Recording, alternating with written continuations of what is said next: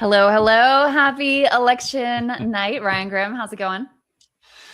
It goes. How you guys doing? Doing good. I brought along a little special guest here, Kyle. I'm wearing the douchiest sunglasses I could possibly find. I got my Moet right here, which we went into the wine store. What's the most expensive champagne you have? The finest that King George County, Virginia has to offer. And then also, I got the Victory cigars, and I'm gonna be an insufferable smug prick when he wins. That's what's gonna happen, and I'm super also excited for it. Making clips for people in case he actually loses. Yeah. True. Yeah, that is true. If he loses, I'm already cooked for showing what I got planned here. Well, it is that champagne will come in handy. Yeah, exactly. Drown your sorrows. Totally, yeah. And I'll smoke both cigars to the face and get cancer and die. Oh, that sounds horrible. Anyway, very big night. And not just in Michigan, but we got obviously the marquee race, Abdul Assayed versus Haley Stevens. The polling has been very strong for Abdul down the stretch. Double-digit leads in every poll that we have seen in the past week or so. Seems like he's got a lot of momentum in spite of the $80 million that was spent against him. You got a bunch of other races. I know you guys at Drop Site, Ryan, did a bit of a breakdown of some of the big races tonight. Also, Corey Bush out in Missouri rematch against Wesley Bell. What are some of the ones you're taking a look at? Well, the most important race of the night, of course, is in Washington State, and that is Marie Gluesenkamp-Perez fighting for her life. Forgot she had a primary challenger. In a primary. Didn't you date her once? What's that? Didn't you date her once? I have never. I don't even know if I've met her, let alone dated her. Where did you get that from? Did you? Was she a former wife of yours? I'm hearing. Is that no? I was never married to her either. He is facing both. It's a top two state, so she's facing a Republican to her right, and then another progressive Democrat to her left. So we'll see about that one. But Corey Bush up against Wesley Bell again in St. Louis. So we'll be getting those returns tonight. And then we got Will Lawrence, who I also have not dated, who's running in mid-Michigan against two kind of centrist Democrats. He's the one he ran as an anti-genocide candidate, anti-data center candidate.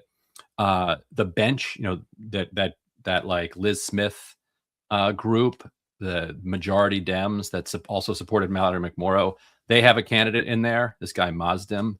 He was like a Navy SEAL who carried around the nuclear football for Obama, which it's a very kind of West Wing idea of who the candidate should be, because it sounds kind of cool, but then you're like, what is that act like? If I was sitting with the guy and having a conversation, that would be interesting. I'd like to hear some stories about that, but what does that tell me at all about? It's like the sort of candidates that Rahm Emanuel was recruiting. That's what it's giving to me, like the sort of mid 2000s Democratic playbook there. And he had millions in support from basically Washington-based super PACs, and he's probably going to lose to Will Lawrence in mid Michigan. That's in currently a red district represented by this guy Tom Barrett, who's vulnerable. So it's a real chance for he's the co-founder of Sunrise. It's a real chance for a populist to beat, to win in a primary against millions of dollars, and then have a chance to actually beat the Republican to kind of prove that point that you can actually do that running as somebody with a conscience and that stands for something. And it really matters here, I think, because anyone can say they're against data centers, although his opponents won't even say they're against them because they're getting a lot of money from tech. But even if you're a normal politician who says they're against it, people don't believe you. But if you're also willing to stand up, against the genocide, it's like, okay, this guy might actually. He might actually be for real. Yeah. Yeah. And then you got this bizarre one, this guy, Sri Thanadar, who is one of the strangest incumbents, one of the strangest people ever. Yes. Who, before he initially ran for office, talked to a consultant, was like, so which political party do you think I should run in? And was basically persuaded this Bernie Sanders thing is hot. You should position yourself that way.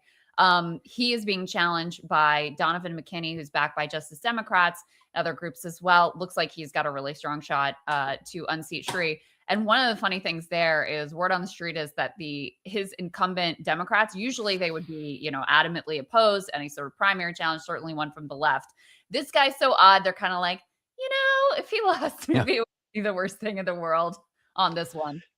You've had very kind of corporate establishment CBC members who came out and campaigned for Donovan McKinney. It's still an uphill climb for him, but like Joyce Beatty, who was a former chair of the CBC, not one to kind of take risks, but she's like, if you've seen the guy at all, you're like, what is happening here? Like, how's this? Kyle has to run in a little bit, but what do you think? Like, why are you so hyped for tonight? What's on the line? It's the best position we've been in on the left in a very, very long time. Like, you go down the list for maybe ever. Maybe. FDR's era. FDR, when FDR, at FDR's peak, he had 80% of the House and 80% of the Senate, and he won 4 presidential races in a row to the point where Republicans were like, let's do term limits so that this can't happen again. But tonight, you go race for race, and in basically every race except one, my preferred candidate is ahead significantly. And like in the betting markets, massively up there. The only one where that's not maybe necessarily the case is the Cori Bush race. I'm not sure, maybe Ryan can speak to why that is in that race, that she's not doing as well as the other left-wing candidates. But in virtually every race, I'm like, holy crap, we could do this thing tonight. Like, we're going to be the standard bearers. Yeah. And then, as I've always said, if you run on left-wing policies in a general, you bait the right into attacking you on your strengths. You make them say, like, no, I don't want a living wage. No, I don't want universal health care. And that makes them weaker and makes us stronger. And so, I'm just very excited because it could be like us in the driver's seat for the first time in a long time. And like, let us at him is all I have to say. Yeah. And you can't be like, oh, it's just New York City. Oh, it's just Philadelphia. Oh, it's just Denver. Oh, it's just California. No, this is Michigan. Right. It is the quintessential swing state. And so Abdul has already proved, he ran a much more statewide campaign than Haley Stevens, basically like posted up in Detroit. Her landing page for volunteer events throughout the state was completely empty. It was all just manufactured. It was all these tens of millions of dollars that was dropped in. So not only is it Michigan, so then it becomes, for the fall, it's so incredibly important because, if Abdul wins and then he goes on to lose in the general election, then that is going to be weaponized against the left of, oh, it's nice, this will work in a college town, but you can't do this in a swing state. So it's going to continue to be very high stakes. But the money involved here, I think, also makes it so important because if AIPAC gets the sense, they apparently just have limitless money. So if they get the sense that if they go and drop $80 million in any race that they want, that they can get their chosen candidate, they will do that. But if they try to do that in this race and they completely fall on their face and fail, then other candidates are going to look around at that and say, taking this AIPAC money, like going in that big money direction, that doesn't really seem to be a smart political move. Because I do think my sense is that it got to a point where that money backfired, where it became an issue itself in the race. So that then when people are being served ads on TV or when they're online or mailers stacked up in their doorways, I've seen those pictures too. It's not persuading them to vote for Haley Stevens. It's reminding them that she's the corporate candidate and they're pissed off about it. Yeah. And it's this fascinating moment where as long as you have a threshold amount of money like Abdul El-Sayed had, and you can get your name out, and people knew him as the Detroit's public health guy, and then Wayne County's public health guy. Was he? I don't know. Was he ever statewide public health? I don't remember. But he ran in 2018 for governor.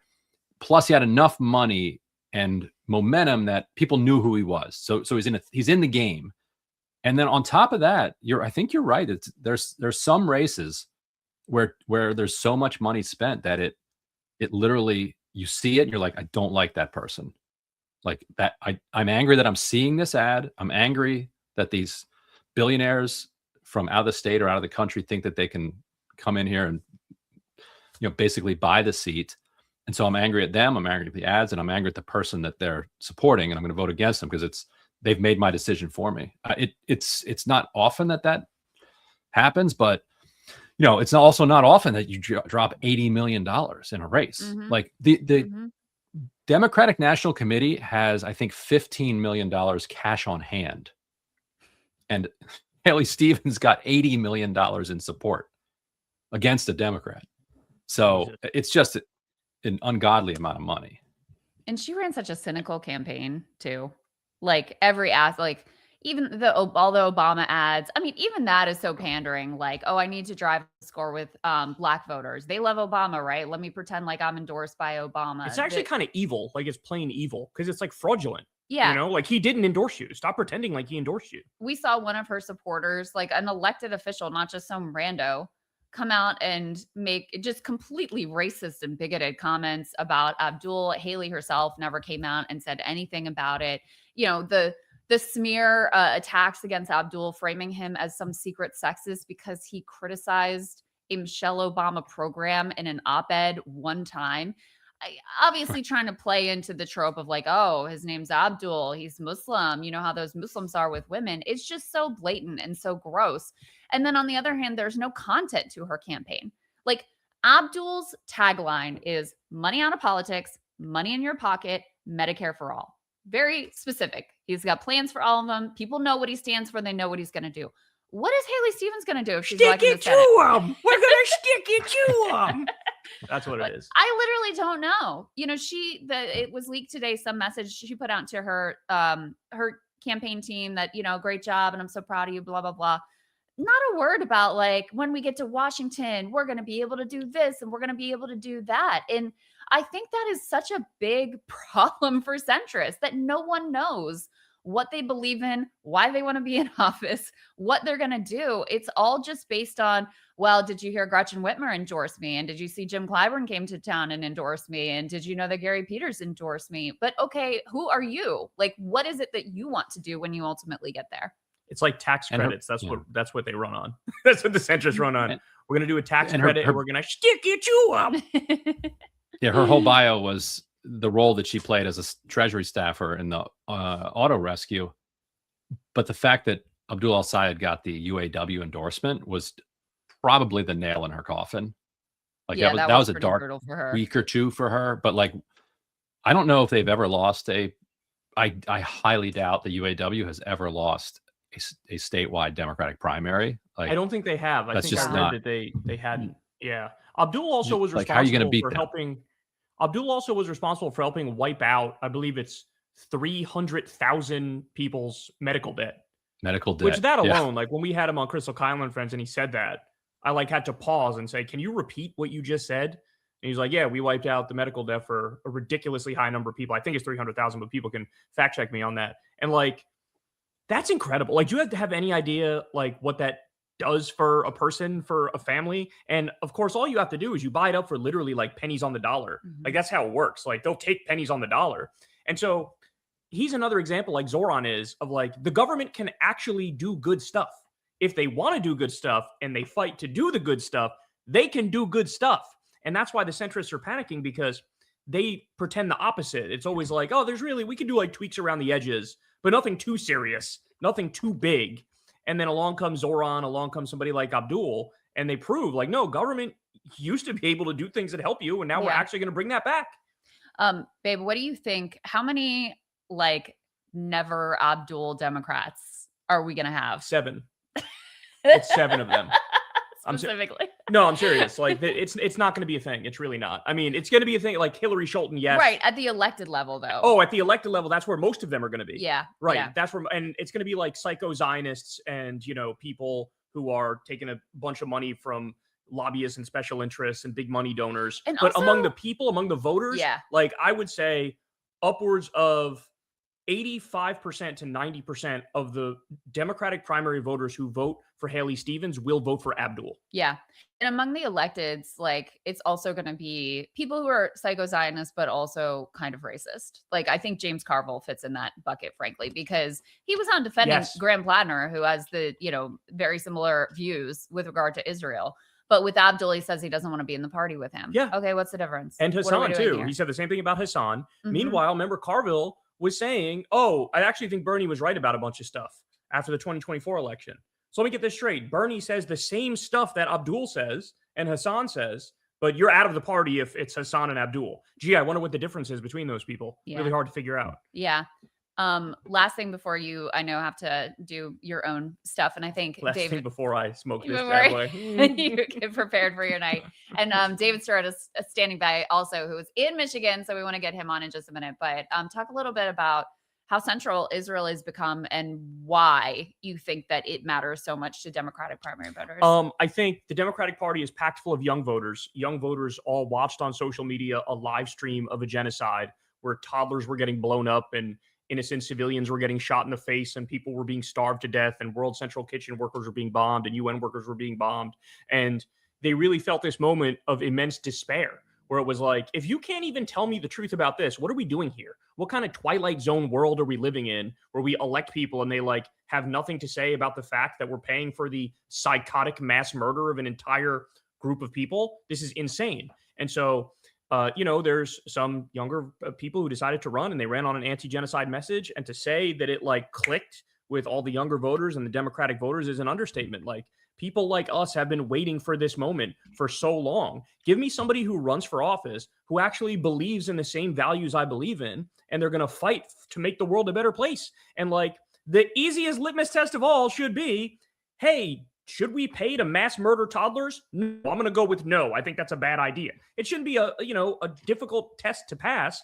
But unfortunately, because of Israel lobby money and because of some like principled hardcore Zionism, there was an uphill battle. But now here we are. And it looks like the Democratic Party is effectively being taken over by people who are serious about making the world a better place. And by that, you mean anti-Semites. That's what got it.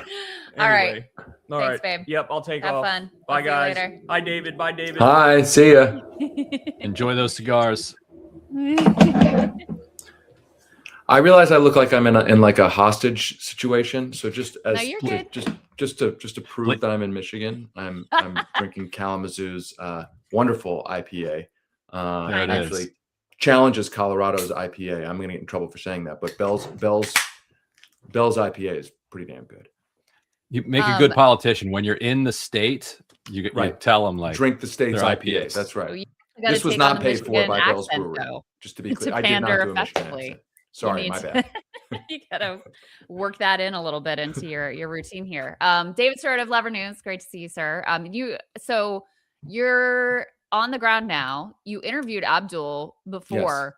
Just talk a little bit. What are some of the dynamics that stand out to you in this race? One thing that I've been thinking about that we haven't talked about is just, on top of the Democratic establishment really losing all credibility with Trump coming back to the White House, the horrors in Gaza and the way that has galvanized people. You also just have kind of like a Gen Z and millennial coming of age moment too, where millennials have long been the most progressive generation. And now they're, grownups and with kids and more reliable voters and more, politically active in a reliable manner. So, I mean, I think that's part of it too, is that now you have this young cohort from Gen Z up through millennial that has an increasing amount of political power and has very progressive views on most issues. Yeah, I totally agree, and I also think it can't be overstated how good a candidate Abdul is, both in profile and on the stump. I mean, this is a guy who has run statewide before, has held a major public office. I mean, it wasn't an elected office, but to be the public health department of Wayne County is a big deal in Michigan. So I do think there's like a candidate selection issue here, where the progressive populist candidate here is a really talented candidate and has been through a statewide election before. And obviously, as you said earlier, I mean, what he's campaigning on is so crystal clear. The three planks of his motto, right? Money out of politics, Medicare for all. I'm getting them out of order. Money out of politics, Medicare for all, money in your pocket, right? Mm-hmm. Like that just, it's so simple for people to understand. And then you overlay it with his message about national security, foreign policy, the genocide in Gaza, et cetera, and all of the money coming in that he is able to then make the money an issue unto itself, right? I mean, it is kind of a perfect storm and a perfect moment for a candidate like this. And listen, I've been out in Western Michigan. I actually randomly out here on a family vacation. We've been all over the region near Grand Rapids, and honest to God, we've seen a bunch of Abdul signs, even in sort of Republican areas. I haven't seen any evidence, and maybe this means nothing. Maybe this means something. I don't know, the lawn sign wars, but I literally haven't seen any evidence of a Haley Stevens campaign. Like not any, I haven't seen one sign, nothing, like nothing. Well, David, I've got a great Grand Rapids question for you, because there actually was some evidence of Haley Stevens campaigning in Grand Rapids. So Sam Robinson, who's a Michigan reporter, he's going to be on with us in about a half an hour. He's going to join from the Haley Stevens headquarters. He posted this earlier this morning. This is from a Grand Rapids venue apologizing for for allowing Haley Stevens. They say Pucks was never advised that Haley Stevens would be connected with this event. We are heartbroken, as we pride ourselves on being not only a queer-friendly space, but also have advocated and continue to call for a free Palestine. We do not endorse Haley Stevens. Our promise to our community is that in the future, we will be more vigilant in requesting specific details for private events in the future. We apologize most sincerely and will be donating the proceeds tonight to the Grand Rapids Pride Center. So, David, is it a good sign when the venues are apologizing for hosting the candidate that's endorsed by the party establishment? Yeah, probably a good sign for the challenger. Probably not such a good sign for the party establishment. And look, let's remember, independents can vote in this primary and unaffiliated, as it were. And I think that is also an important facet of these races all across the country, where in races where independents, people think, there's this idea in the political media that independents are between both parties, right? Oh, there's like independents or moderates. No. Independent, to my mind, and I think a lot of the data shows us, these are the anti-system voters. These are the voters who don't want to self-identify as part of any party because they hate both parties. And so I think independent voters in a race like this help what is perceived to be the anti-system candidate. And I think obviously Abdul positioned himself that way. That is what he is. I also want to say, I think Abdul El-Sayed has done a masterful job of dealing with not only the genocide, but also with the allegations of trying to conflate his criticism of aid to Israel, by the way, also criticism of aid to Egypt, aid to foreign governments, that Abdul El-Sayed has done a really good job of not allowing that to be conflated with an argument that he's anti-Semitic.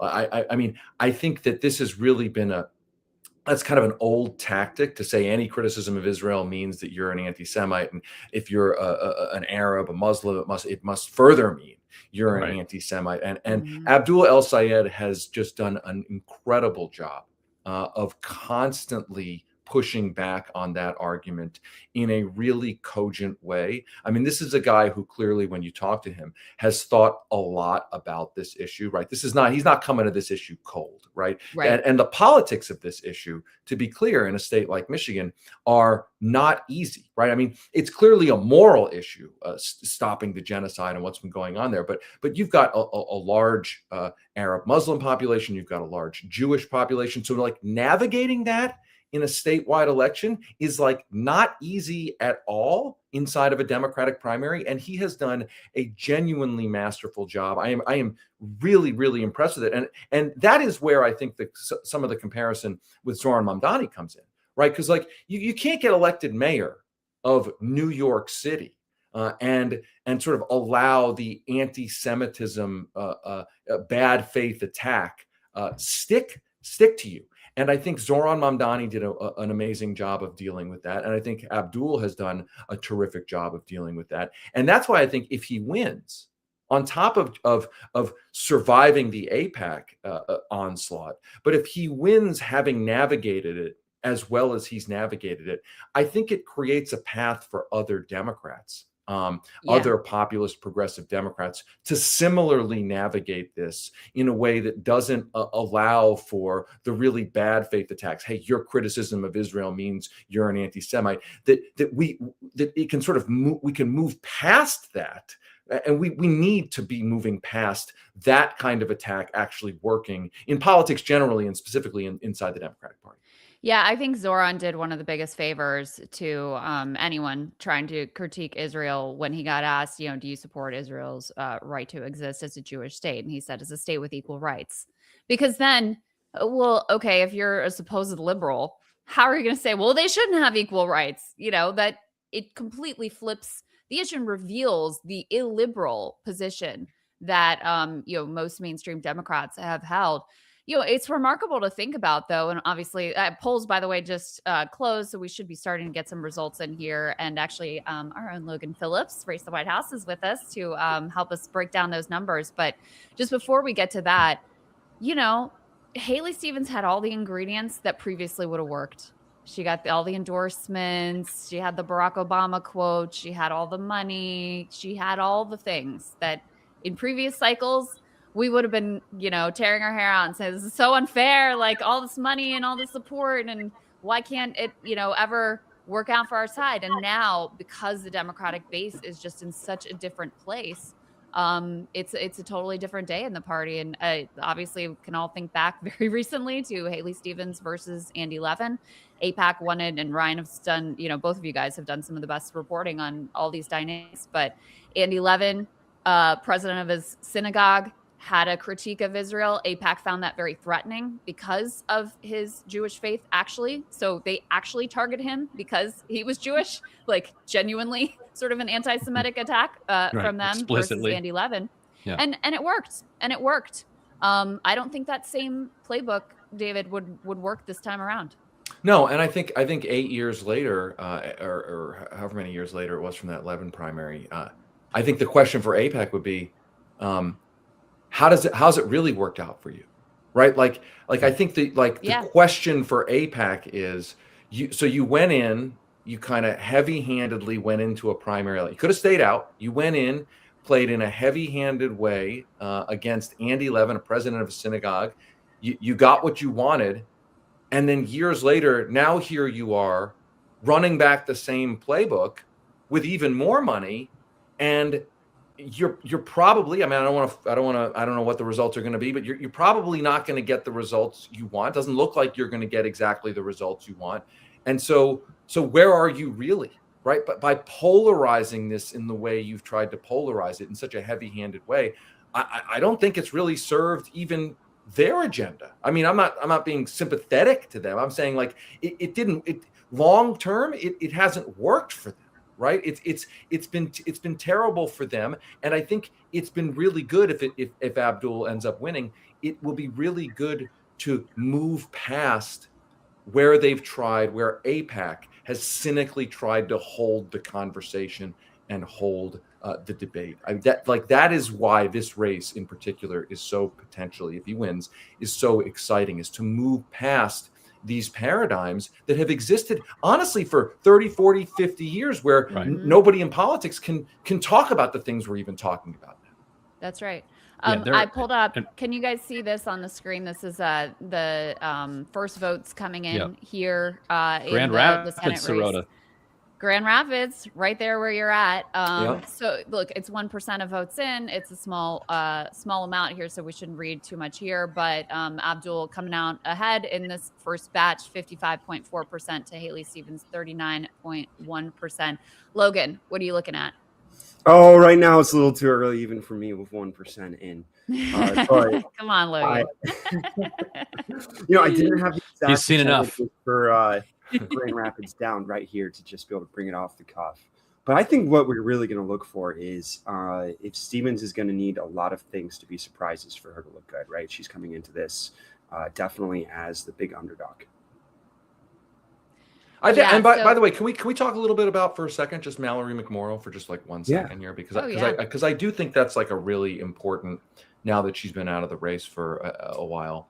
I do think what happened to her is really, really important. We wrote a piece after I did some reporting here in Michigan about how my interpretation is that Mallory McMorrow is an example of how the what you might call the middle lane in the Democratic Party has kind of collapsed, right? This if you think of the 2020 primary, right, the sort of kind of the Elizabeth Warren lane, right? The Elizabeth Warren lane has kind of more Pete Buttigieg. Pete Buttigieg, better example. Yes, we might get Liz Smith on the stream later tonight. Liz Smith did both Buttigieg and McMorrow. I feel like that's a better example than Elizabeth Warren. But I just think like there's the sort of burning wing, and there's the establishment, the explicitly establishment corporate friendly wing, and this idea that you can run in a contested primary, a competitive primary, and try to peel off from both of those wings. I don't want to say that's like over, but I think that's a harder case to make now, where the issues really feel extremely polarized. And I think McMorrow kind of she very explicitly tried to position herself as that. And it definitely did not work. And I think, look, she had some decent high level, high profile endorsements, and it sort of failure to launch. And actually she kind of collapsed after she tried to polarize against Abdul when she criticized him for campaigning with Hassan, and that boomeranged. And I do wonder if, at least at the national political class level, whether the takeaway from her race, whether people looking at that may say, hey, listen, if we try to run that back, like that's not going to work. Are there 2028 lessons for that, for the 2028 candidates? Like if you try to run in that kind of middle lane, that doesn't seem like a really viable lane. Yeah, well, it's crazy too. Go ahead, Ryan. Just real quick. Yeah, AIPAC played a really interesting role in her thinking there, because she wanted to be the progressive candidate, but she also didn't want to get nuked by AIPAC. And so very early on, she reached out to one of her top donors, said AIPAC, and put forward a position paper to AIPAC. I think he misspoke. I think it was DMFI, which is Democratic Majority for Israel. But she wrote a position paper that was very satisfying to pro-Israel donors, not trying to get their support, but just saying, don't kill me and don't go in for Haley Stevens. Like, let us fight this out. But because she had to look over her shoulder the entire time at AIPAC, I think it kind of hamstrung her, or she was kind of fighting with one hand tied behind her back a little bit. If she didn't have to worry about that, and well, I mean, obviously she didn't have to worry about it. That was a choice that she made. So I'm not exonerating the choice that she made. But let's say that pressure isn't there and she's not feeling it. Maybe she's able to crowd out Abdul El-Sayed a little bit more. There was a point where it looked like that was going to happen. She briefly took the lead.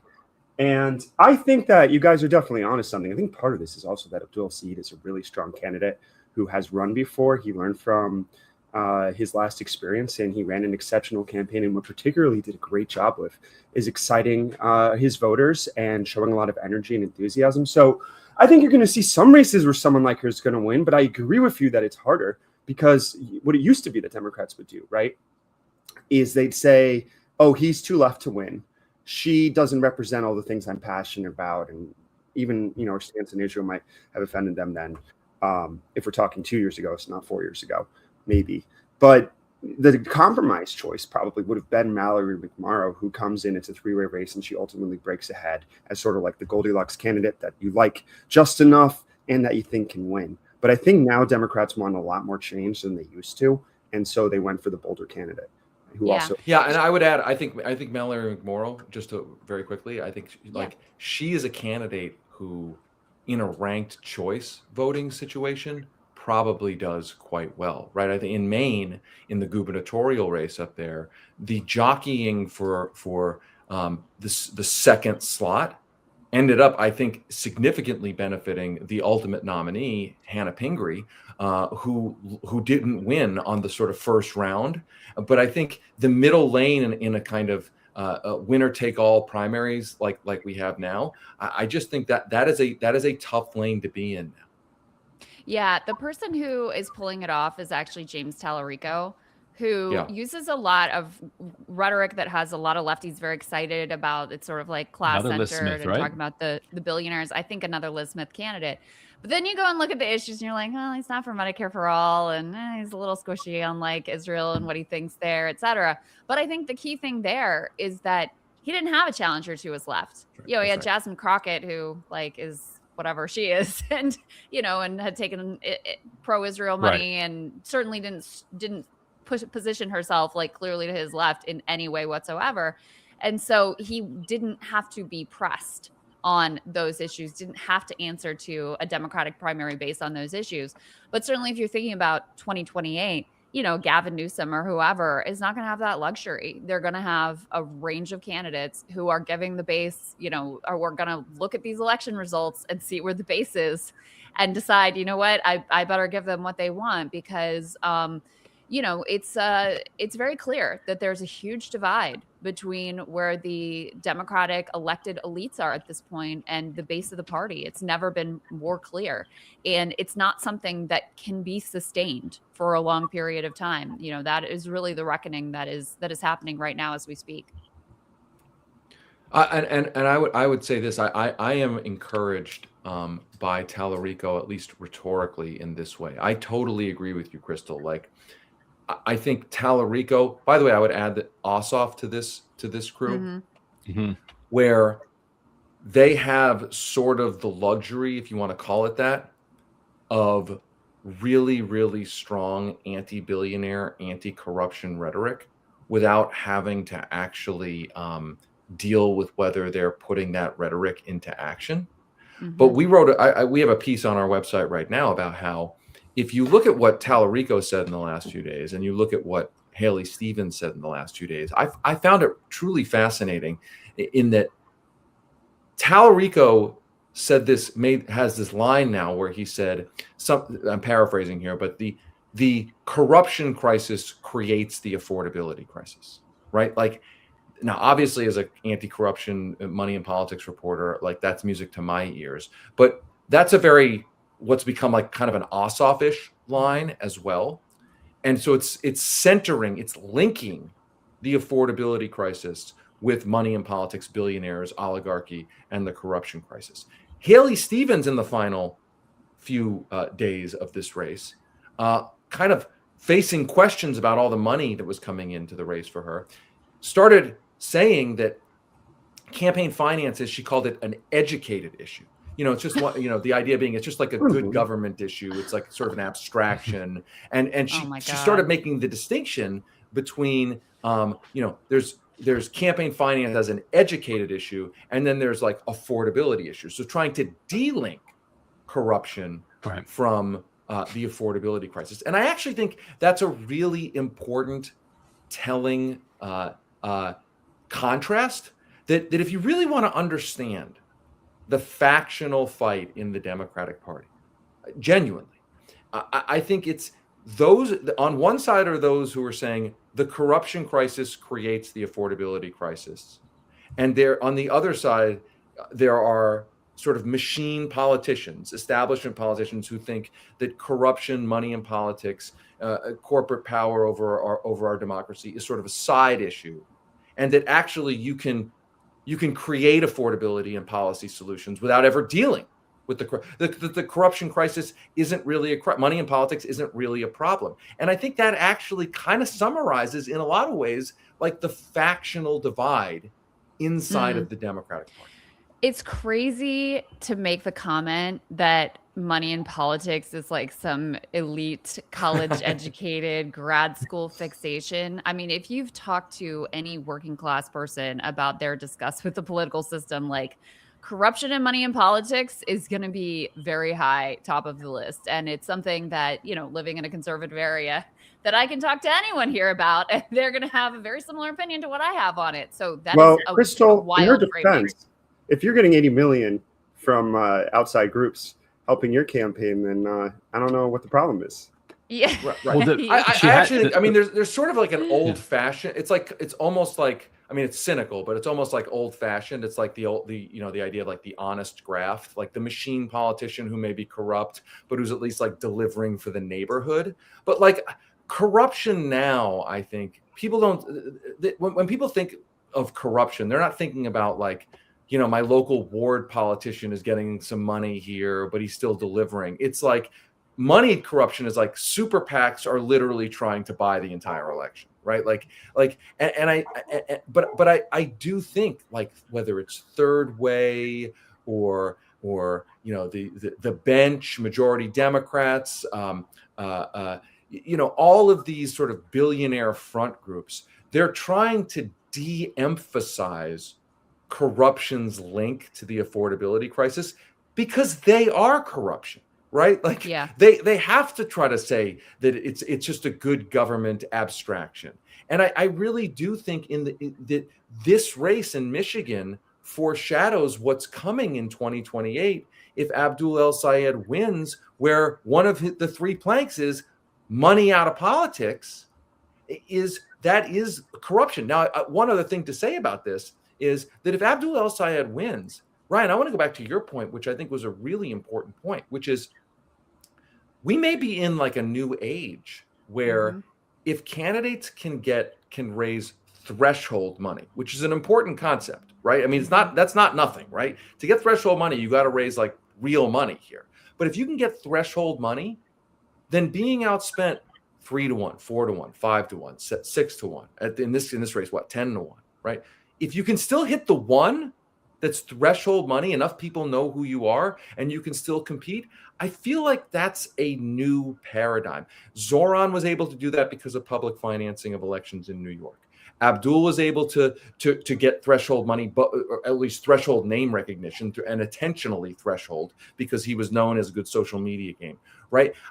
What I'm excited about here is not that like super PACs don't matter, but it used to be what, 5-10 years ago. If a super PAC outspent you 10-1, like that's over. It's not a race. It's goodbye, right? In Colorado, right? Phil Weiser was outspent, I think it was 3-4-1 by Michael Bennett's super PACs, and Phil Weiser won by 15 points. Again, Phil Weiser reached threshold money. Like if we're in a new paradigm where if you can at least raise threshold money, you can actually have a shot to win, like a legit shot, that is a game changer. I mean, and that must be what scares the Democratic establishment, AIPAC, the AI guys, et cetera, et cetera. Yeah, that is true. I'm going to throw the results back. Yeah, here we go. Logan, tell us, so the expectation is that the day of votes are better for Abdul than the mail-in votes, is the understanding. Do you know how, like, what is coming in first? Are they doing the mail-in ballots first? Do we have any sense of what the ordering of things is here? Yeah, unfortunately, I don't actually know. So I think I'm looking more a little bit regionally, and we'll see. You know, he's the problem is Michigan does it differently in different counties. Oh, okay. I think so. It's not like Ann Arbor and Grand Rapids do election day first. I know Ann Arbor does. I don't know about Grand Rapids. Whereas most of the rest of the state does the mail and then the absentee, or the absentee and the mail. So yeah, to Logan's point, it's kind of hard to know. Maybe somebody knows, and we can check and we can ask around. But yeah, Logan, it's very case by case. What are you looking at regionally? I just feel like we don't have enough information to know too much. It's a good sign with less than 1% in for El-Sayed that he's doing so well in Wayne County, because in theory that would be a stronger place potentially for Haley Stevens. But what I would say is, earlier in our conversation, if you're someone that's not socialist or you're not like very progressive, you got to run a little bit differently now, right? Like you have to be running to some degree on a change election, and you have to choose the things that you want to fight for, whether it's corruption or it's housing or education. You have to have some theory of change, because if it's just put me in there and I'll do slightly better than the last, that's how you outspend the other person 10-1 and still lose the race. Yeah. And to be clear, I want to add one thing. The craziest thing to me was how Haley Stevens closed out this race. Like all of the ads where she was like, "I'm the most effective member of Congress." And this happened, by the way, in Denver with Diana DeGette. Diana DeGette, long time, forever Congressperson, very not present in the district. Malat Quiros challenged her. Malat Quiros won. I'm sure people watching this know that she won this primary. And towards the last few weeks of the race, Diana DeGette realized it was a race and started, frantically campaigning, saying, I'm next in line to be chair of the committee that could pass Medicare for all. And look at all the things that I've done. And I bring this up because when Haley Stevens started to close this race by saying, I've been named the most effective member of Michigan's delegation, the first thing in my mind was most voters don't think anybody in Congress are doing anything, much less being effective. So all you're really doing is reminding voters that you're the quasi-incumbent. So you're going into an election, an anti-incumbent election, effectively reminding voters who the incumbent is. What's really bizarre to me is if you're running in one of these contested primaries, why are you trying to run by reminding folks that you've been there? Like that just seems so incredibly tone deaf. And look, what happened to Diana DeGette? She got blasted out of Congress. I we'll see what happens with Haley Stevens, but I just who is giving Haley Stevens the advice being like, hey, it's an anti-incumbent year. Remind everybody that you're actually the incumbent. Who is giving her that advice? What else would she run on? Because that's the thing is anything other than I've been here forever. Yeah. I want to get you guys' reaction. This was I haven't watched this clip yet, but this was a voter who was interviewed over on MS Now. So let's take a listen to what this Michigan voter had to say about the race. A single of our family's tax-paying dollars to go towards something like that. It's like giving money to violence. So would you support a Senate candidate, in this case Haley Stevens, who's more of a moderate like you tend to like, but would that be enough? That would definitely turn me off as 100%. I couldn't. I would vote for a communist first. I would vote for a communist first. And Ryan, that is one of the things that I don't think they've reckoned with is there's been so much internal Democratic Party propaganda about what DSA or left-aligned candidates are and who they appeal to. It was just young people. It was just, young affluent white people. And then you start to, okay, well, it's just young people in general. Okay, well, now we're seeing a little bit more diversity in the ranks, et cetera. And now here you have this middle-aged white woman who describes herself as a moderate who's I'd rather vote for a communist than Haley Stevens because of her support for a genocide. She's absolutely not. I would never do that. 100% no.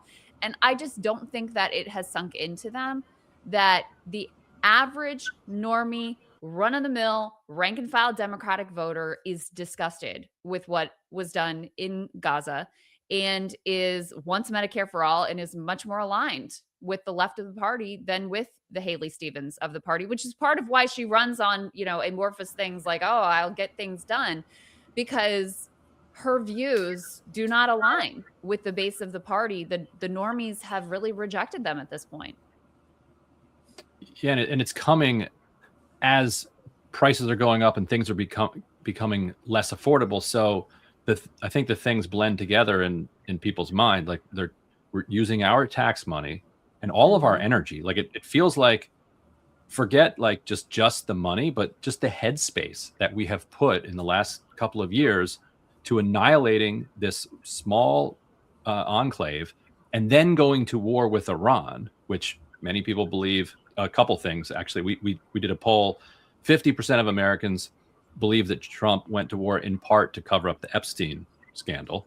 And most people believe that Israel, including Marco Rubio, at least persuaded us on the timing, if not the overall idea of going. And so you have all of that together. So you're seeing gas at $4 a gallon. You're seeing everything at the grocery store going up. You're seeing interest rates, spiking everywhere. So if you want to sell your house, you want to buy a house, you're renting, you're trying to buy a first home, everything is becoming less and less affordable. And all of these things, I think, feel connected for people, and they're not wrong. They are connected.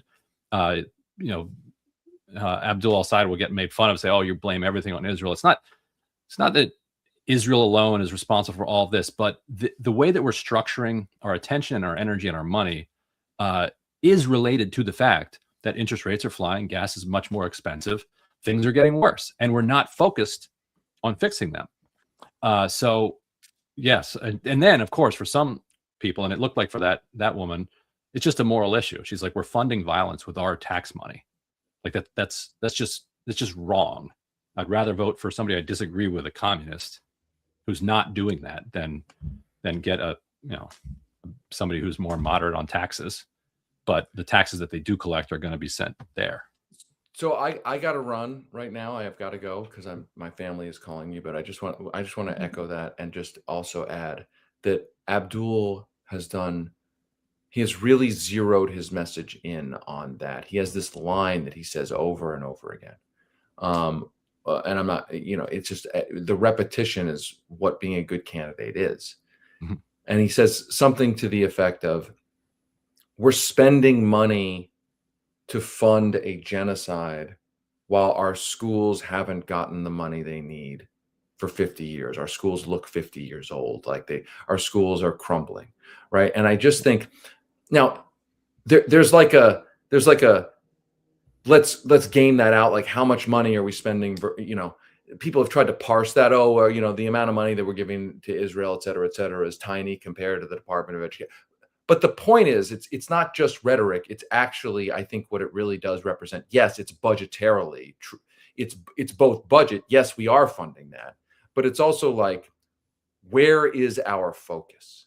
And I think that's the power of what Abdul has been saying, that we apparently have endless money to fund all this crap and all this terribleness, including funding a genocide, while schools in our communities don't have the money they need for basic education. And I think that then you see a voter like that who is essentially expressing the same kind of thing. And it's like, the granular details of the budget of the budget question matter less than what the budget and the spending in both places represents. And I think that has been such a powerful part of why Abdul has been able to succeed here. So listen, I got to run. Thank you for David. having me on. Appreciate it, you guys. Thank you, David. Enjoy Grand Rapids. And to add one point to that too, now we're also using billions of dollars to bail out the Japanese yen. Like all of a sudden, like we have $5 to $10 to $15 billion dollars. Yeah, to prop up the currency, which the currency's crashing because of the Strait of Hormuz being closed and the entire East Asian economy collapsing.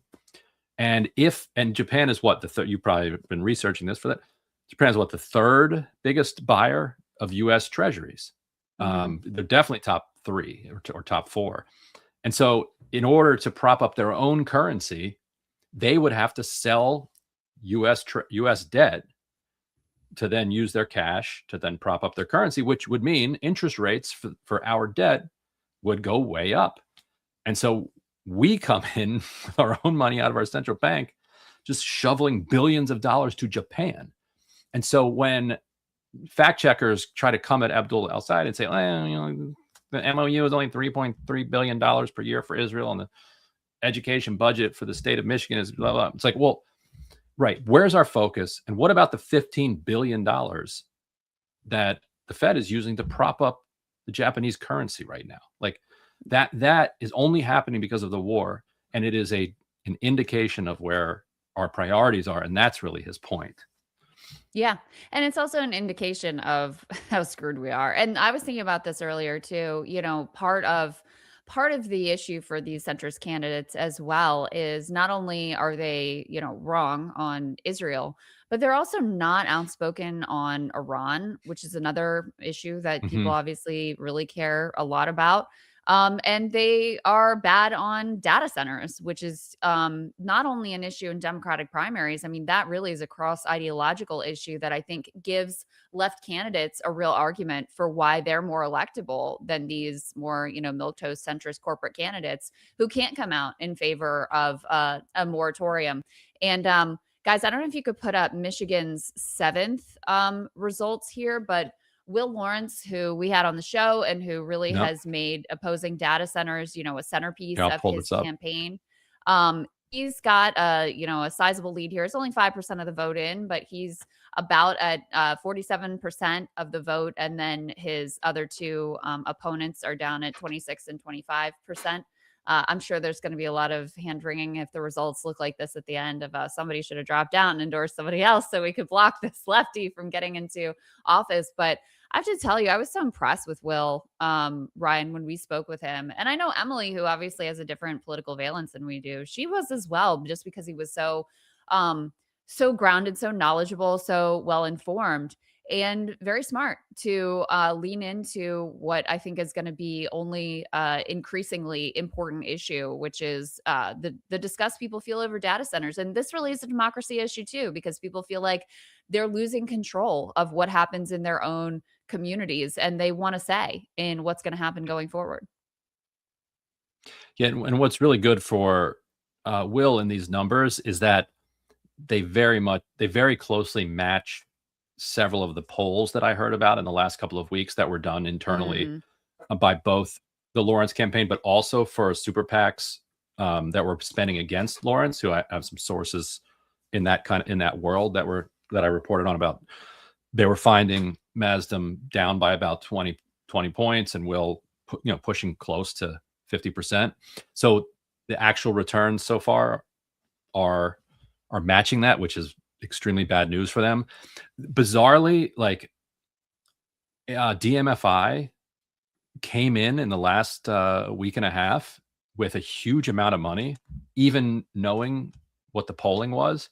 It really confused a lot of the people involved in the race, because like everyone was like, okay, this race is kind of over.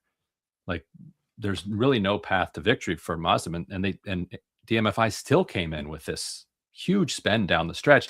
And then also bizarrely, and I'm curious for your take on this, Will got in the last week maybe 500,000 to maybe even upwards of $1 million from this PAC that came out of nowhere that has all the hallmarks of a Republican rat fuck super PAC, like the kind that pretends to be Democratic and goes in to try to boost people. And on the one hand, you're like, what are they doing? Like, it's over. Like Will's going to win already. Why are they spending $1 million to boost Will and knock out Matt Mazdem? In all the other races where Republicans have come in to a Democratic primary and tried to elevate another candidate, the strategy has been obvious. Like the person was a complete lunatic. Like they did it in the Lehigh Valley, where they tried to lift somebody who like obviously would have lost. Like everybody agreed would have like just gotten annihilated in the general election. And then they found that kooky, like anti-Semitic weirdo down in Texas that they were spending, remember this, like $1 million or something to try to get her to be the Democratic nominee. They fell short in that one, but you could see the logic in it both times. You're like, okay, yes, that person's obviously going to lose. Clearly, they think they see something that we don't, because they seem to think that Will Lawrence is, at least he's more beatable than the Navy SEAL guy. Like maybe they have so much money that they're like, let's just go ahead and spend $1 million to make sure it's this guy over the Navy SEAL. We're afraid of the Navy SEAL. Like maybe they think a lot like Rahm Emanuel does. That they see the Navy SEAL and they're like, oh my God, we're going to lose. I think there's a lot of Beltway conventional wisdom going on from the Republicans. There was that whole thing of like, oh, Mike Rogers, there was some leak audio of him saying he wanted to run against Abdul. And it's like, really be careful what you wish for here, because he's a very talented candidate, has a really passionate base He has a great ground game, that he has organized. There are some, some Haley Stevens supporters are like, I don't know if I'll support him. Usually what happens is once the primary is over and that ugliness is behind, they focus in on how much they don't want a Republican to represent them. And they, they come around eventually outside of the like Hillary Schultons of the world or whatever, the James Carvilles of the world who may never recover. But he's going to be a force to reckon with because he has a moral clarity and the very same. I saw somebody was driving around a truck with a billboard today that was like, Abdul is Michigan first and Haley Stevens is Israel first. I mean, that's going to work against Mike Rogers as well. And it's going to be very potent. So in the same way that Kamala ended up with a big turnout issue because there was, a large portion of the base that was disgusted with her perspective and her aiding and abetting a genocide, Haley Stevens would have that same issue of demoralizing the base of the party, which is really critical, Logan, in midterm elections. It's all about, who's excited and who turns out ultimately. So if Republicans think that Abdul's going to be an easier candidate to beat, I don't really buy that analysis. Yeah, I don't buy it either. I mean, you're less of a raging populist than us. So maybe you are a little more clear-eyed. What do the Republicans see here in this mid-Michigan race that we don't see? So I would just say, whether it's true or not in the future, historically speaking, the candidate that's a little closer to the center does a little bit better, right? But it's far from the only thing that matters. El Said is just so much more charismatic. And I also think that there's some really long-term consequences that you guys are touching on for Haley Stevens, where, for voters that are under the age of 35, maybe 40, who previously, when they voted for Joe Biden over Donald Trump and viewed this is more of like a moral choice between two parties, choosing someone like Haley Stevens makes them feel like it's a choice between two evils, and they have to choose who's the lesser of two evils. And so, even though Democrats are a lot more aligned on average with like the average person who's Gen Z, it's just going to create more separation between them and the party. They might be looking or open to jumping ship for Republicans, as we saw plenty did in the last presidential election. So I think you're sort of like, I don't even think I feel confident saying there's short-term gain with Stevens, but I do think that there's long-term pain. And what about no, go ahead. We've got Ann Arbor in now. Yeah, I was just looking at the results too.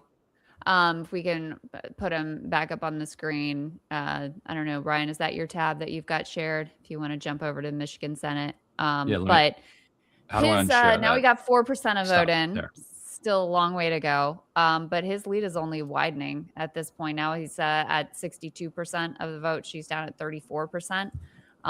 And I have seen some things on Twitter, analysis between the absentee, like the early ballots versus the election day. And there is a huge shift towards Abdul, it appears, in the election day vote.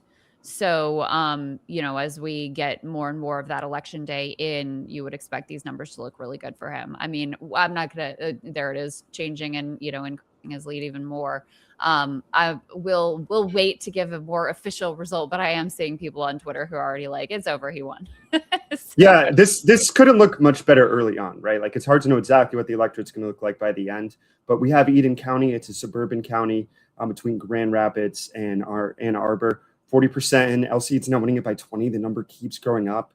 He's doing exceptionally well in Kent County, home of Grand Rapids, where he's winning by 16% with 18% in. So, I mean, that's not a nothing percentage, right? So there's only 2 counties in the entire state right now out of the 11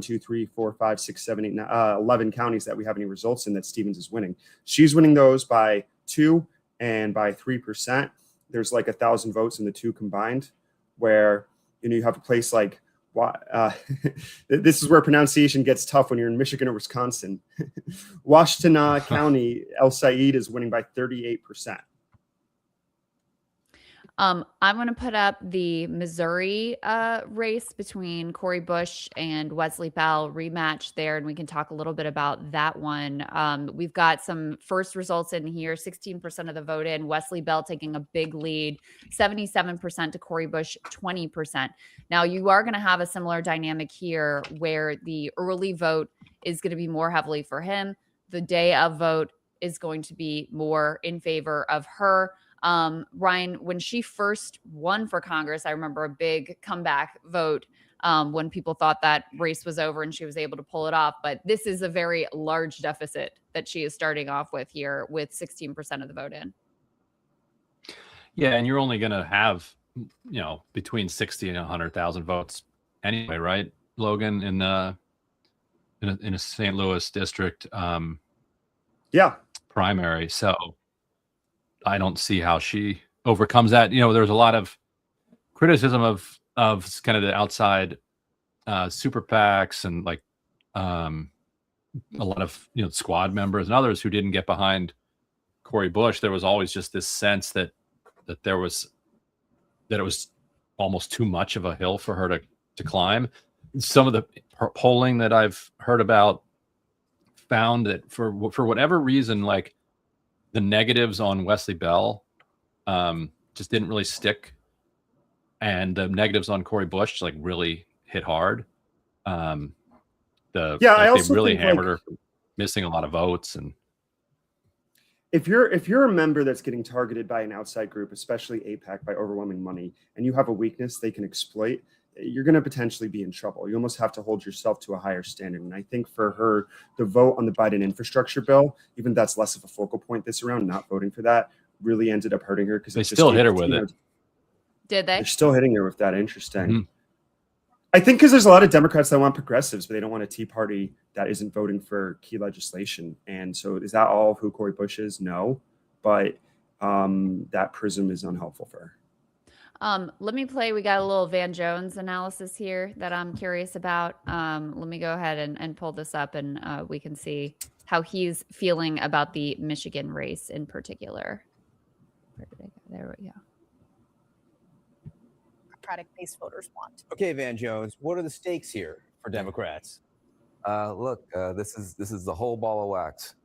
I'm from Jackson, Tennessee. There was a guy named Gil Scott Heron who had a great poem. It was called "The Revolution Will Not Be Televised." Gil Scott Heron is wrong. The revolution is being televised and podcast and streamed and elected tonight. Why is that? It's because there is a credibility gap that's opened up between the Democratic Party establishment and this insurgency. People are looking at people and they're saying, you've been telling us the same thing for a long time and our lives are not any better. We got Donald Trump twice. There's also an innovation gap. Why can you spend $60 million and get whooped like this? Because the old model was you get the donors to get the consultants to buy a bunch of ads and you win. That's how you get attention. This movement says, I don't need donors, ads, I don't need consultants. I'm going right to the people with TikTok and grassroots, and they've disintermediated the entire donor class, disintermediated the entire consultant class, and this is a revolution. And so this is going to happen again and again. The Democratic Party is now Blockbuster. These kids are Netflix. We are selling CDs out the trunk. This is Napster becoming Spotify, and it's happening tonight. What do you think of that, Ryan? Yeah, I mean, I guess welcome to 2026. I mean, what's like he is the he is what they're talking about. Like he's the problem. All right, so we have Dropsite has a couple reporters, A.B. Yusuf and Jude out at the Abdul El-Sayed victory party, as it looks like at this point. How you guys doing? Can you hear us? I can't hear. Can you hear? No, I can't. You can't. Can you? 1 2 3 1 2 3 1 2 3. Y'all hear us? No. Nope. No. All right, let's. Brad. Yeah, Brad. You want to just work out their audio, and then bring them back in. They have incoming members of Congress who are out on the scene, Chris Rabb and Melat Kiros with them, so they'll be joining when we can figure out the tech specs there. That'll be interesting. Let's check Donovan McKinney, because the entire world, while Cori Bush kind of got ignored down the stretch, and actually through most of the campaign, the entire kind of progressive world stormed into Detroit for Donovan McKinney's race, because they he don't was have any facing results in yet for that one yet. Okay, at least not on New York. So he was polls had him down by about 5 points, and there's this interesting problem with DSA in Detroit where and Tom Perkins wrote about this for DropSite, where a lot of candidates who consider themselves socialists, who are black candidates who consider themselves socialists, won't use that word anywhere around older black voters. It has a connotation of Mamdani didn't like Abdul El-Sayed, wasn't that popular among older black voters, and there's some real kind of racial tensions inside the city of Detroit, where a lot of the kind of gas station owners or other shop owners are Arab, and a lot of the some of the older residents feel like they've been mistreated by them, and then blame that, kind of project that onto the DSA in a way that has had some candidates shy away from the term. However, Denzel McCampbell, who was actually, you may know him, he was Rashida Tlaib's old communications director. He won a city council seat as a Democratic Socialist in Detroit in 2025, and did so proudly. Has endorsed McKinney, so it's not impossible at all. And so what the hope was that with enough campaigns coming in, you had Adam Hamaway from New Jersey come in and with staff. You had Chris Rabb, Melat Kiros. You had people from it was like Avengers from around the country who'd already won or lost their races, like Kadu Abu Ghazala. She's been traveling the country supporting candidates. Shroykat Chakrabarty has been paying for using his PAC to pay for phone banks and stuff for candidates. So the hope was that he was only behind by kind of margin of getting out the vote, that if you just get enough people into Detroit, that you can drag enough people out to the polls. So we'll see about that. Let me check in with them. I've got a little election nugget here. Logan, you can take a look at this. So this is the first fully completed town in Washtenaw County. Apologies if I butchered that. Gretchen Whitmer won it 58-31 over Abdul when he ran for governor. Tonight, Abdul wins it 52-45. So that's the sort of result he's certainly going to want to be seeing in these. And it looks like, based on the analysis I'm seeing, he's kind of overperforming everywhere across the board. I think more at this point, it's a question of how big of a blowout it's going to be. Yeah, I think you're right. The whole county as a whole has a lot of college students, so it makes sense that that's his best county so far. But I think one thing we can all say confidently is he's certainly going to have a better election than he did in 2018. Now, I think one thing that might be worth talking about here too is I feel like we should be looking at this to some degree in the larger context of global politics with the trend left, because America's system is different than other countries. But we've seen country after country where you're seeing rises of third, fourth, fifth parties come up and take power from the established two parties of left and right, far right and far left, right? And the American equivalent of that, because our system doesn't really allow for the growth of third parties, is through primaries. But it just seems that whenever it's social media, stagnation of economies in the modern era, a lot of these countries that had tremendous amounts of growth and just have slowed down and you're not living up to people's expectations, that you're having these movements. And for the US, at least for Democrats, it's been a little slower. I mean, there's been massive signs, obviously, going back to 2016 with Bernie Sanders and arguably even with Obama in 2008. But I think this is, I think to some degree that says potentially something about the strength and durability of it in the United States too. Yeah. Let me get, I got another clip here for us to take a look at. Let me pull this one up. So I mentioned before with Kyle that you've got a few Democratic elites. James Carville is one. Hillary Scholten, who's a representative in Michigan, is another who say they, she said she wouldn't back Abdul if he's the nominee. Carville says he doesn't even want to be in the Democratic Party anymore if it's the type of party that's going to nominate people like Abdul El-Sayed. Debbie Dingell was asked about Hillary Scholten refusing to back El-Sayed, and she, said that she would talk to her. Let's go ahead and take a listen to this. Some of your Democratic colleagues, like Representative Hillary Scholten, have not committed to backing El-Sayed if he wins the primary. What would you say to them? I'm going to talk to Hillary. She's my friend and my colleague. And we've got to understand that what's at stake. We know what Mike Rogers, who's going to be the Senate nominee, will do. He'll support the president. What's he going to do if we have an opening on the Supreme Court? How is he going to fix the broken healthcare system? Is he going to support the president on privatizing Medicare and Social Security? These are basic issues that keeping this seat Democratic in the Senate matter, and which is why we do have to unite. Look, I know Abdul. I probably know Abdul better than many people in this state do. He's talked about tried to run against me, but we still talk on a regular basis. We disagree on some issues, but Abdul and I care about people, and we care about everybody having health care. I have disagreements with people on both sides of the aisle. Some of your Democrats. So there you go. Her saying, oh, look, I'm going to talk to, is it Scholten? I've been saying Scholten, but whatever. Anyway, this other lady. Is it Scholten? Okay. I think so. I mean, it certainly looks like it's Scholten, but we got your drop site people back.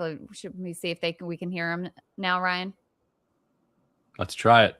No, lost them again. No, you're still working that one out. In any Sam case, Robinson's going to try to join too.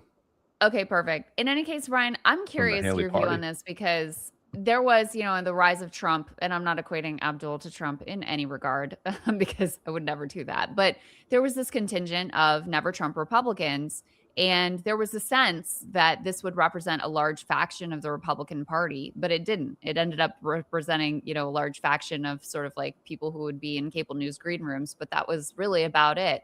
And I do think you're going to have some of that now with the Democratic Party. You're going to have some people like James Carville who say, you know what, this is it for me, who move on. Maybe perhaps John Fetterman, who says he's not going to switch parties, but he also said that Israel would be a red line for him. So do you think we're going to have a sort of like never pro-Palestine faction that just leaves the Democratic Party of sort of like elected elites or tastemakers within the party that just, decide that they're done?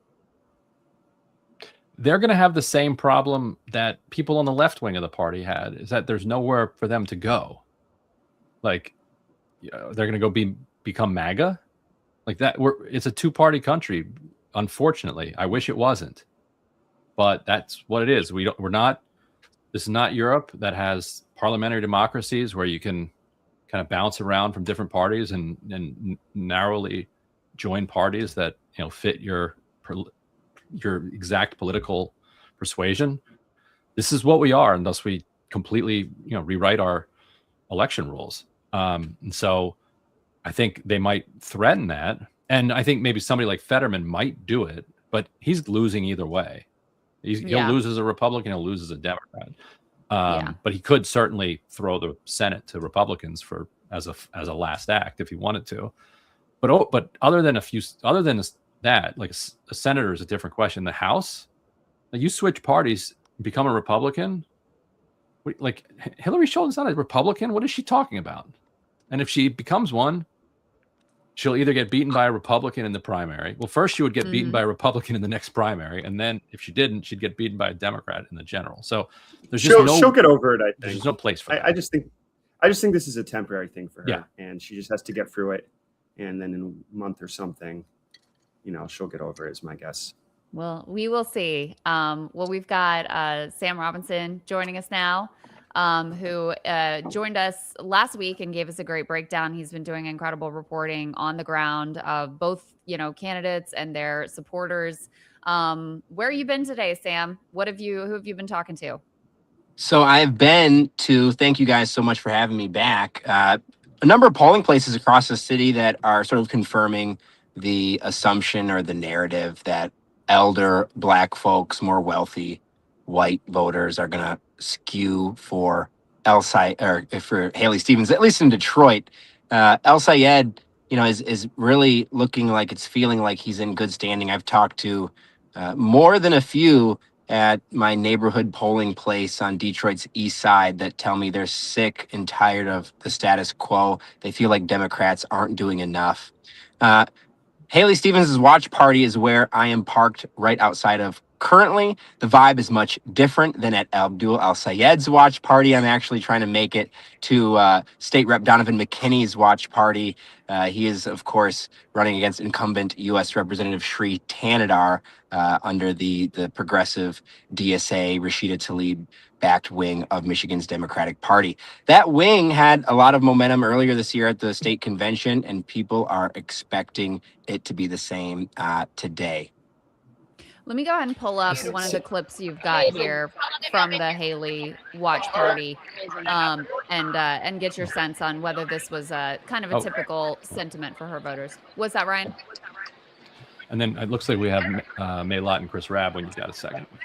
Okay, we'll play this and we'll bring them. All right. Brian, where are you from? I'm from Washington, D.C. Washington, D.C. What brought you to Detroit? I live here. Okay, here but you're from... since '84. Oh, wow. Since the Tigers won the World Series, huh? Yes. My cousin used to play for the Pistons, Jerry Stackhouse. Oh, Jerry Stackhouse is your cousin. Yes. And tell me why you're supporting Haley Stevens. I'm supporting Haley because she's for us. She is doing a lot to help us out. It was a great No, you're okay. She's really good at what she's doing. Yeah. To help us out. Yeah. So she has a feel that, Haley's really looking out for whatever her, whatever she perceives her interest to be. What were some of the other things that you heard from the folks at Haley Stevens' watch party, Sam? Yeah, well, a lot of folks, a lot of Black women in particular in Michigan's urban cores, Detroit, Flint, Jackson, Lansing, Kalamazoo, Grand Rapids, they are skeptical of the progressive wing of the party. A lot of folks tell me that they don't believe Abdul El-Sayed can defeat Mike Rogers, and they cite Islamophobia. Some, of course, we've seen be espoused from those same Haley Stevens supporters. But it's something that I think that woman encapsulated kind of the sort of, I guess, El-Sayed supporters would say a word salad, right? That a lot of people don't know, specifically what Haley is standing for. Her voters talk to me about voting rights, about anti-Black racism. I just talked to a pastor at a Farmington Hills AME church that told me that Haley was the only Farmington Hills leader, politician that represents the area that took her concerns about racism in schools seriously.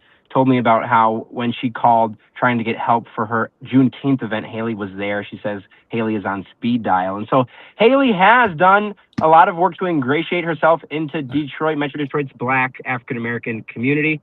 Abdul El-Sayed, of course. Go ahead. Sam, I'm going to bump you for a second. Why don't you head to the McKinney event and then we'll grab you from there?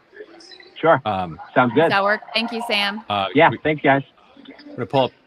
Can you, Jude, can you hear us? Yes, I got you. All right, sorry about that. Thank you, guys. Go ahead. No worries. All right, so we're here at the watch party for Abdul El-Sayed. I have Noah Pierce here. Chris Rabb. Hey, folks. All right, so what are we doing here? We're here to support Abdul El-Sayed, and we're out here in Michigan also for Donovan McKinney, Rashida Tlaib. We got incredible candidates that are right now, and all the money in our politics. Well, yeah, I mean, this is about people power over corporate greed. This is about reaching people closest to the pain. They see their own power in campaigns that are really rooted in transformative change and not just incrementalism, because that's what got us to where we are, and we shouldn't be proud of that. This is about bold vision, substance, and compassion. Chris, I know you've been here for a few days now. What's the vibe been? How's the energy? This vibe is electric. It reminds me of your primary night in Denver, and it was nothing like I've ever seen other than my own on May 19th in Philly. But this is all the same vibe across the country, irrespective of where it is. And that is an affirmation that this is a movement and not a moment. Absolutely. All right. And, well, we have, the insurgency's happening here. Tell me, how do you feel about your primary? Fantastic, right? Again, we were another example of us breaking that goalpost and then moving it over again. And, they said they could only be done in New York, and then we did it in Colorado, and then they were like, oh, it's only deep blue districts, but now we're about to do it in a battleground state as well, too. All right. Thank you so much. Thank you. And if you get one question from me and to them, can you hear me? Yeah. Yes, I do. Hold on. So, how many incoming members and current members have you guys seen? Have they seen?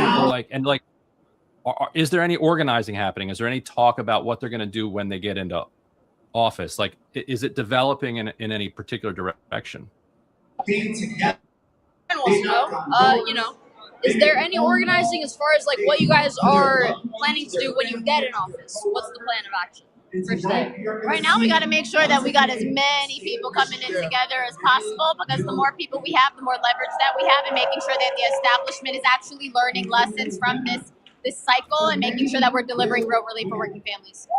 And people also need to understand we're already connected. We're already in solidarity, supporting each other before we take office, even before the general election. That's how we keep showing up for each other. So by the time January 3rd comes in and we're being sworn in, we have already built this meaningful caucus, informal or otherwise, that brings us together so that we can lead as a group of folks collectively, because that's what we stand for. That's the objective. I hear you, but policy platform wise, what's the number one action that you're gonna try to take when you do get in office? Again, we got to build this movement still. We got other primaries. We got to make sure Justin Pearson gets out there as well too. We got Cori Bush that we're still waiting on as well. We got to make sure that we build out as big of a movement, and then we'll all sit down and figure out how we can leverage this strength that we've been building across this entire cycle to deliver for working families. 1 out of 435 is not going to do it. We have to do it together, right? That's how we won. That's how we campaign. That's how we're going to govern. And we don't know if we're going to be in the majority or not. The dynamics are going to be very different. If we are in the majority, then that's one consideration. If we're not, it's quite another. But we're not there yet. That's why we're here, to make sure that the folks in this fight get across the finish line so we can be as strong as possible. Yeah. Is anybody going to Minnesota? Is anyone going to Minnesota? For Penny? Yeah, maybe. Yeah. I'd love to. We got to make sure that we're supporting these statewide candidates too. That's right. We got to do what we can do. All right. Anything else, Ryan? That's all I got. Crystal, you got anything? No, we're good. We're good. Tell them thank you and hello. All right. Thank you guys. Great to see you guys. Thanks so much. Ryan, I think that is very noteworthy. In fact, I've really taken note of how, as each of these left-wing candidates has won, they immediately turn around and start campaigning for whoever is coming up next. And to hear Rep Rabb talking about how they see each other as a collective and they understand they need to work together to be able to leverage their power. I think that's a very significant comment there. I think we are going to be seeing that dynamic play out in quite an extraordinary way moving forward. Yeah, and next week you've got another contested primary in Minnesota in the House. Who's I think Matt Little, I believe, is the progressive candidate there that is now getting massive amounts of AIPAC money dumped on him through EDW Action 314, these different shadow vehicles that AIPAC uses, and then you've got the Peggy Flanagan running for Senate. But yeah, Logan, we got a narrowing here. What's going on? I was getting stuck in the House races. Give me 1 sec to catch up. Yeah, it's now down to an 8% lead. Looks like a lot came in from Detroit, and Haley is up about 2 points in Oakland County, in Macomb County, and 4 points in Wayne County with what's in from those areas. So perhaps some of that vote being added in the greater Detroit area, it could be contributing to this tightening right now. Yeah, and some of these are the places that she needs to be able to do well to be able to have a chance at winning. So I'm not surprised. So far, she's not doing well. She's just right now. She's just even basically. Yeah, so I don't really see her. Yeah, I mean, you get these little glimpses, and given that Michigan has an inconsistent strategy in how they're counting votes across different counties, it's hard to get a complete read of who's going to have the trajectory the rest of the way through. But it might not be as dominant of a victory as it looked early on, but I still feel that Abdul El-Sayed is in a terrific place right now. Let's go ahead and pull up the 7th district if we can, guys, or here I can pull it up actually, because we have more results there too for Will Lawrence. Here, I've got it. Here's the 7th congressional district. You guys see that. So we also have had a narrowing there as more vote has come in. He's got, like an 11 point roughly lead at this point, as more of that vote has come in. Let me go ahead and take a look at Donovan McKinney, who has a sizable lead at this point. Can see here plus 32. Very early days here, though. 2% of the vote in. So that one still has a really long way to go. Not much to see there. Let me go ahead and pull up Missouri here for a second. It continues. They actually have called it now for Wesley Bell. So Cori Bush's comeback attempt here, it appears, is going to fall short. So very different dynamic playing out in this Missouri congressional district in and around St. Louis than what appears to be playing out in Michigan at this point. Yeah, can we take a second to talk a little more about the general election? So there was a point where El-Sayed had broken through and had gotten like about a 2.3% lead in my polling average. And especially if some of these attack ads have come in, he now is down by about 2.1%. Now, look, to be fair, getting 80 million against you is going to have that type of effect, and that's not terrible considering that. A lot of his underperformance right now seems to be coming from some of the Stevens voters that are now supporting him in as high numbers as we expect by the general election. We kind of talked about this really, really briefly this morning, but I feel like Barack Obama is going to be a particularly important surrogate, right? Because I don't think this was at all honest, but a lot of her attack ads made it seem like he had a thing about Barack Obama and Michelle Obama. And so while Michelle Obama doesn't always like to get as involved when she doesn't have to, I think she's probably going to now in this race. And that could be a really important helper for him, which is like the long-term effectiveness. This isn't the strategy they would have wanted in the general election against him, right? Because obviously it's hard for them to say that he hates Barack Obama when he's on the stage with him and he's enthusiastically endorsing him or cutting ads. Let me put this analysis up on the screen. This is from the head of data science at Vote Hub, Zachary Danini. He says still only 6% in, so it's early, but vibes are El-Sayed plus 14 for me right now. Stevens holding solid in absentee, but that's all she's got so far. Hard to see single digits unless she does really well in Wayne County. That's Detroit. Harder to see her coming back and winning AES. Abdul El-Sayed hitting his targets.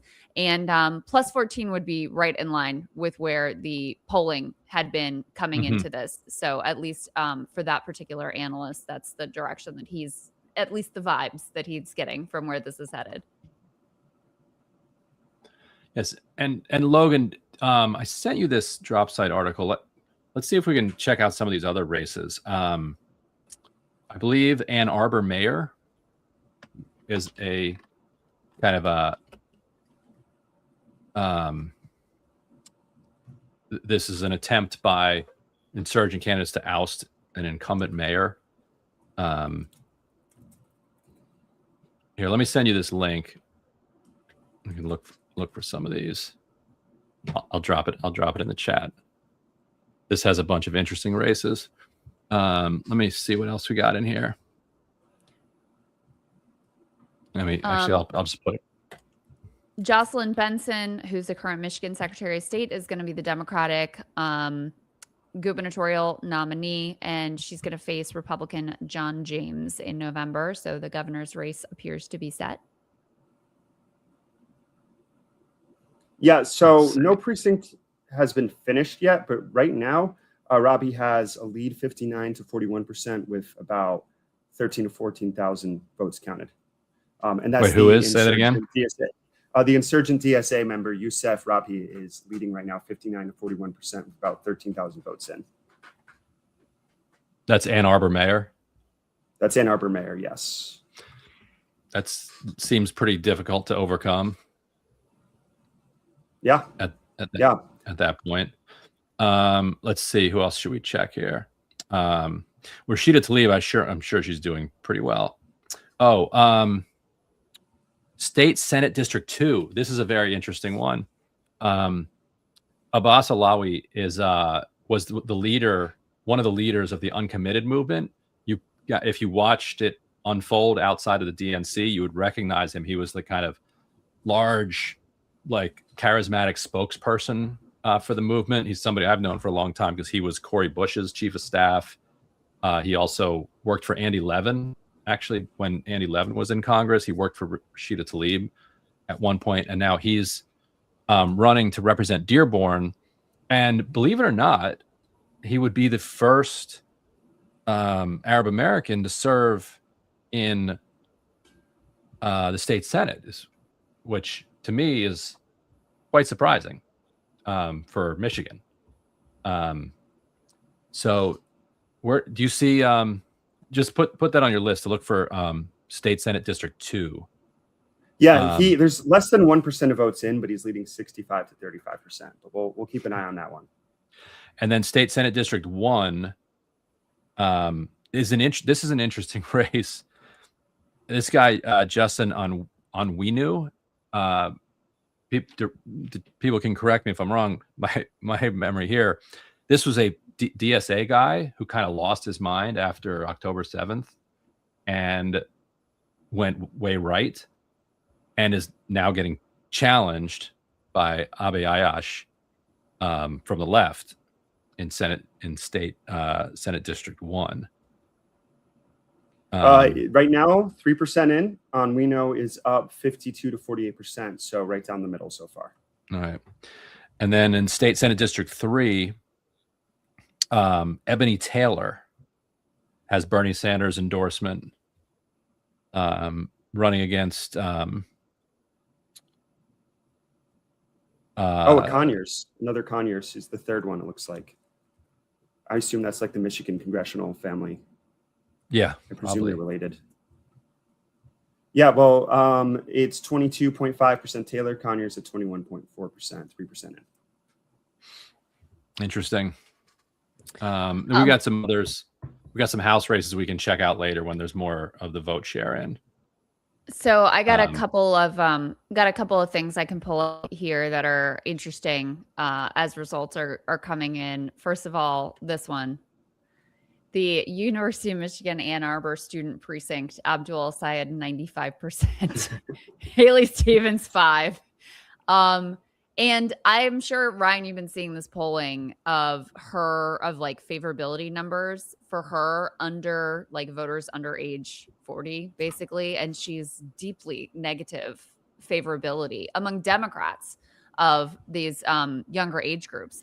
And I mean, that is really one of the stories here is just the Assad level numbers that left-wing candidates are able to drive up with young voters. And by young, I really mean like anyone, millennial or younger, which is not even that young at all at this point as an elder millennial myself. And so I think that is part of what's going on here is this new coalition that really has a lot of political power and has a very different view of how politics should be than the older cohort that votes in Democratic primaries. And, for all the pundits and Democratic electeds, Ryan, who I see saying that, the views on Israel are anti-Semitic and how dare you associate with Hassan Piker, et cetera, et cetera. I don't know that they realize how out of touch and how really offensive they sound to young voters who are looking at candidates like Zoran, looking at candidates like Abdul, like, Will Lawrence, perhaps Francesca Hong, Peggy Flanagan, and they see someone who actually is standing up for values that they care about, who are going to push forward policies that they care about, and who, you know, are being sort of like smeared and dismissed across the board. To me, that's one of the most important stories of what's going on here, is this massive generational divide, even though, you know, Abdullah is going to have a broad coalition, both, you know, age and gender and race, but his strongest numbers are going to be like these, the Ann Arbor student district, where he's getting literally 95% of the vote. And it's interesting how pundits never factor that into the electability argument. Like those votes count. And it's not a guarantee that this precinct that turned out 95-5, you know, for Abdul El-Sayed would necessarily turn out in that with that energy for Stevens. Like you can yell at them and like tell them that they should and that it's their duty and all those things, but like whether they will or not is a very open question that never seems to get asked by those pundits. And also they don't take into account the energy that is involved there. Everybody who's covered this race on the ground talks about the fact that they've never seen, even compared to the Bernie Sanders campaign or the Jesse Jackson campaign back in the 80s in Michigan, they've never seen so many organized groups in like just events everywhere, every neighborhood practically having some organized event going out canvassing for El-Sayed. And that's just a thing that Haley Stevens isn't going to bring to the general election. And another thing she's not going to bring to the general election is that $30 million bag from AIPAC. Like that was another thing that nobody really ever answered with any satisfaction. Why would AIPAC spend $30 million against a Republican who is pro-Israel? And like they would prefer actually a Republican to beat Haley Stevens. They would prefer that the Senate stay Republican. They may feel obligated to throw in $500,000 or $1 million to Stevens because they spent so much in the primary to get her there, so that doesn't look like they're totally abandoning her, because that doesn't send a good signal. But they're definitely not coming with $30 million. So who's filling that hole at that point? Nobody really addressed that. And so, yes, Logan's correct that like the political science is clear, closer to the center, gives you 1.5, 2 points on average overall. But those are huge questions that, you know, Ryan, I agree with you guys. I also think that he's a stronger candidate.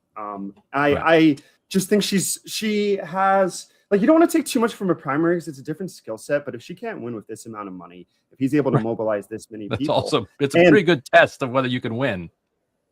And also, like, I just think genuinely, like, it is easier to paint him as extreme, obviously, more so than Stevens, but people also want change at a higher level. And I just think there's times in American history where people are more willing to accept bigger change than others. You pay less of a price. And so my instinct is that's one of these times. I mean, socialism's popularity with the general populace has changed a great deal. It used to be incredibly unpopular. I think it's like 5 points underwater now, which is an absolutely dramatic change from 2 years ago, from 4 years ago, from 10 years ago.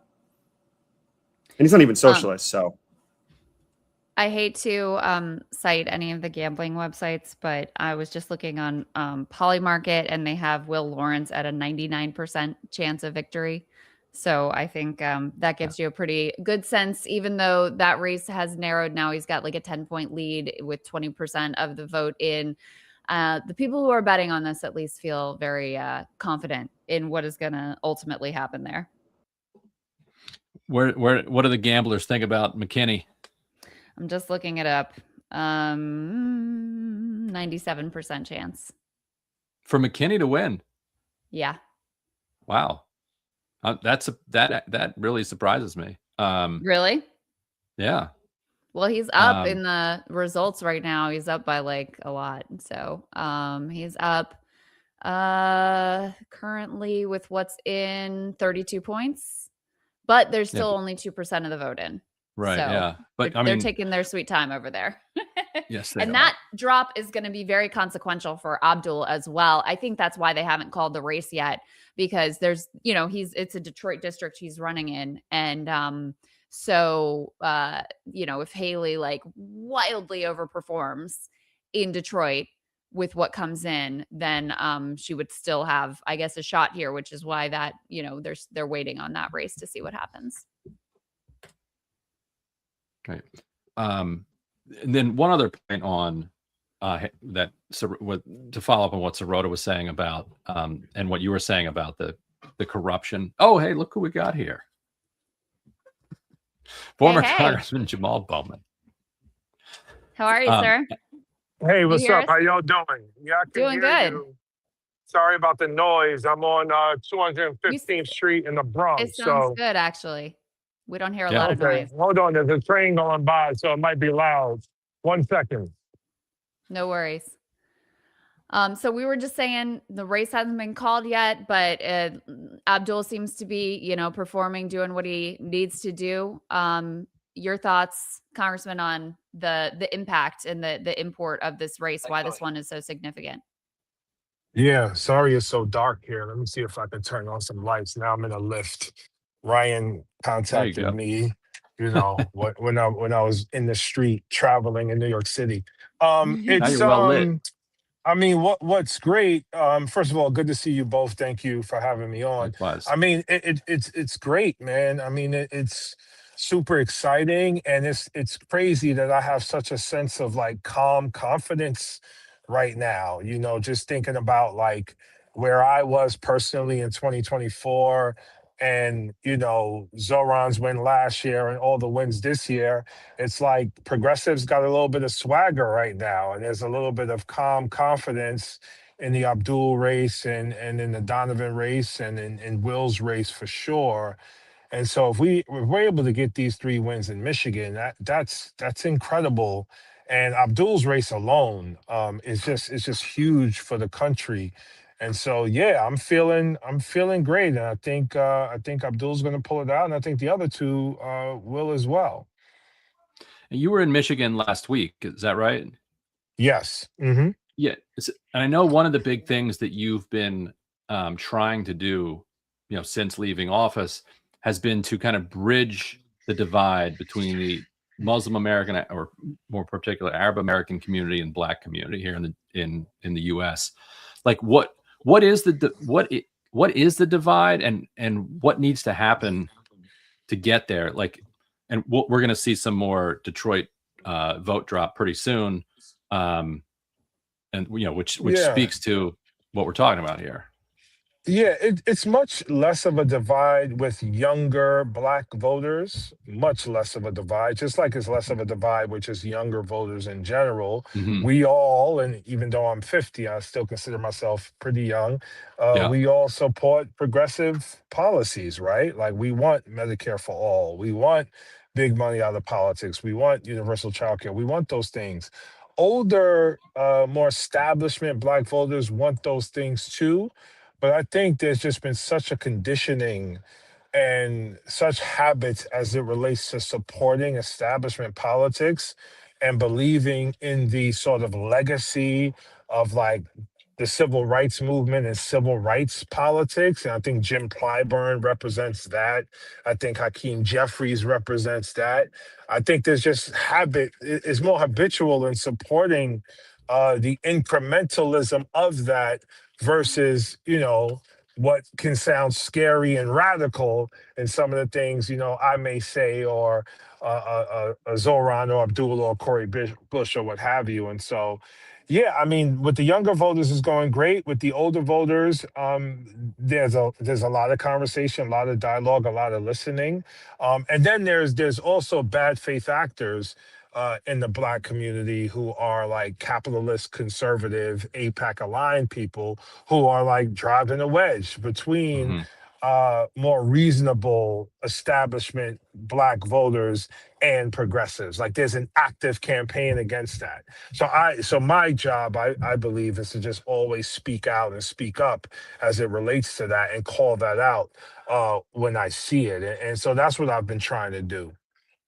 So I don't know if you saw this, but Cori Bush, they did call the race in favor of Wesley Bell, and you know, you and she really, AIPAC went all in, most expensive primaries that had ever been run. And so while in Michigan, you know, it's looking very much like Will Lawrence and Donovan McKinney and Abdul El-Sayed are all on a path to victory. In that district, it went the other way. And I wonder if you have any thoughts on that or any insights into why it was more difficult, more uphill race for Cori Bush. Yeah, first of all, it's heartbreaking. I love Cori Bush deeply. She is my sister. She is my friend. I love her. And she's just such a fighter, and she just represents exactly the kind of person and people we need in Congress. And so it's just heartbreaking to hear that. They bombarded that district again with just a lot of ads and a lot of propaganda against Cori. And they've been going after Cori, and not just AIPAC, but like DOJ investigations and all kind of stuff has just been coming after Cori ever since she left Congress. So she's been constantly under attack, and they weaponized that in the ads. And so when I was on the ground there was great energy on the ground in terms of like people on the doors, supporting her. But the ads were working, like when I would talk to voters, they would bring up something they heard in the ads, like, oh, she doesn't do her job. She's not showing up for votes or something like that was one. That was their main attack ad. She missed too many votes. Correct. And the people and she had there COVID were a couple times or something. Yeah. Correct, right? And the people there were believing it, right? And so that was surprising to me because, like in my district in 2024, for example, they were coming with a lot of propaganda, but the Black people there didn't believe it. And so we still won Black people by a big margin in 2024. So it's just devastating. And I really want our movement to really wrap our arms around Cori and support her in whatever way we can, because when we lost in 2024, there was no sort of safety net for us. There was no emotional landing spot for us.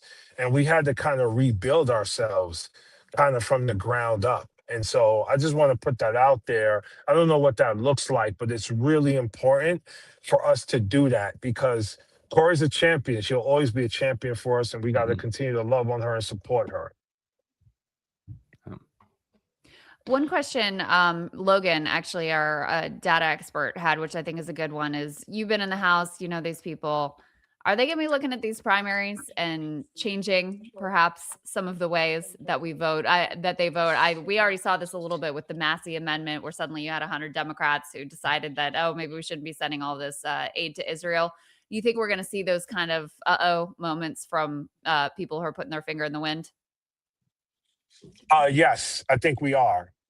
Because a lot of them are not fighters. I don't want to call them cowards because I want to be nice, but they're not fighters. And so you cannot ignore what has happened this cycle. You just can't ignore it.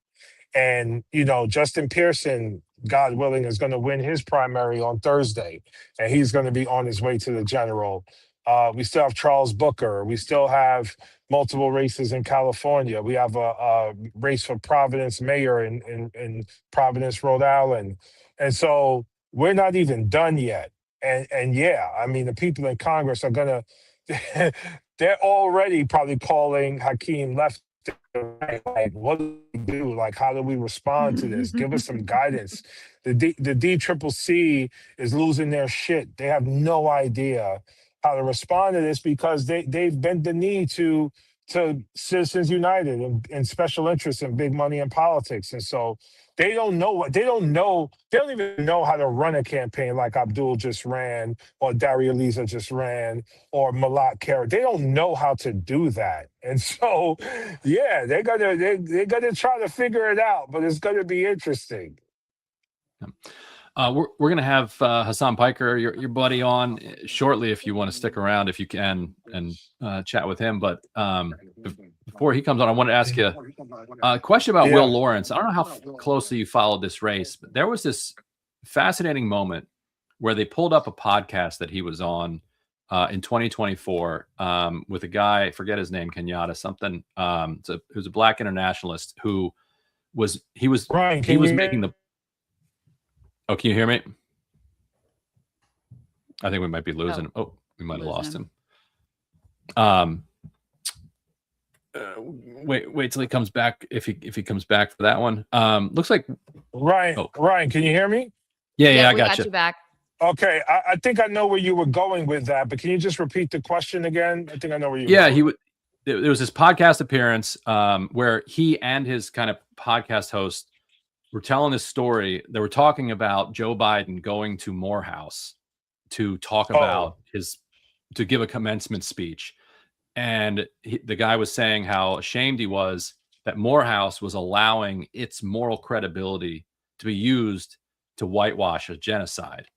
All of the credibility that the Black freedom struggle had built up over decades now being used as a weapon in service of, some of the most awful things you could possibly imagine.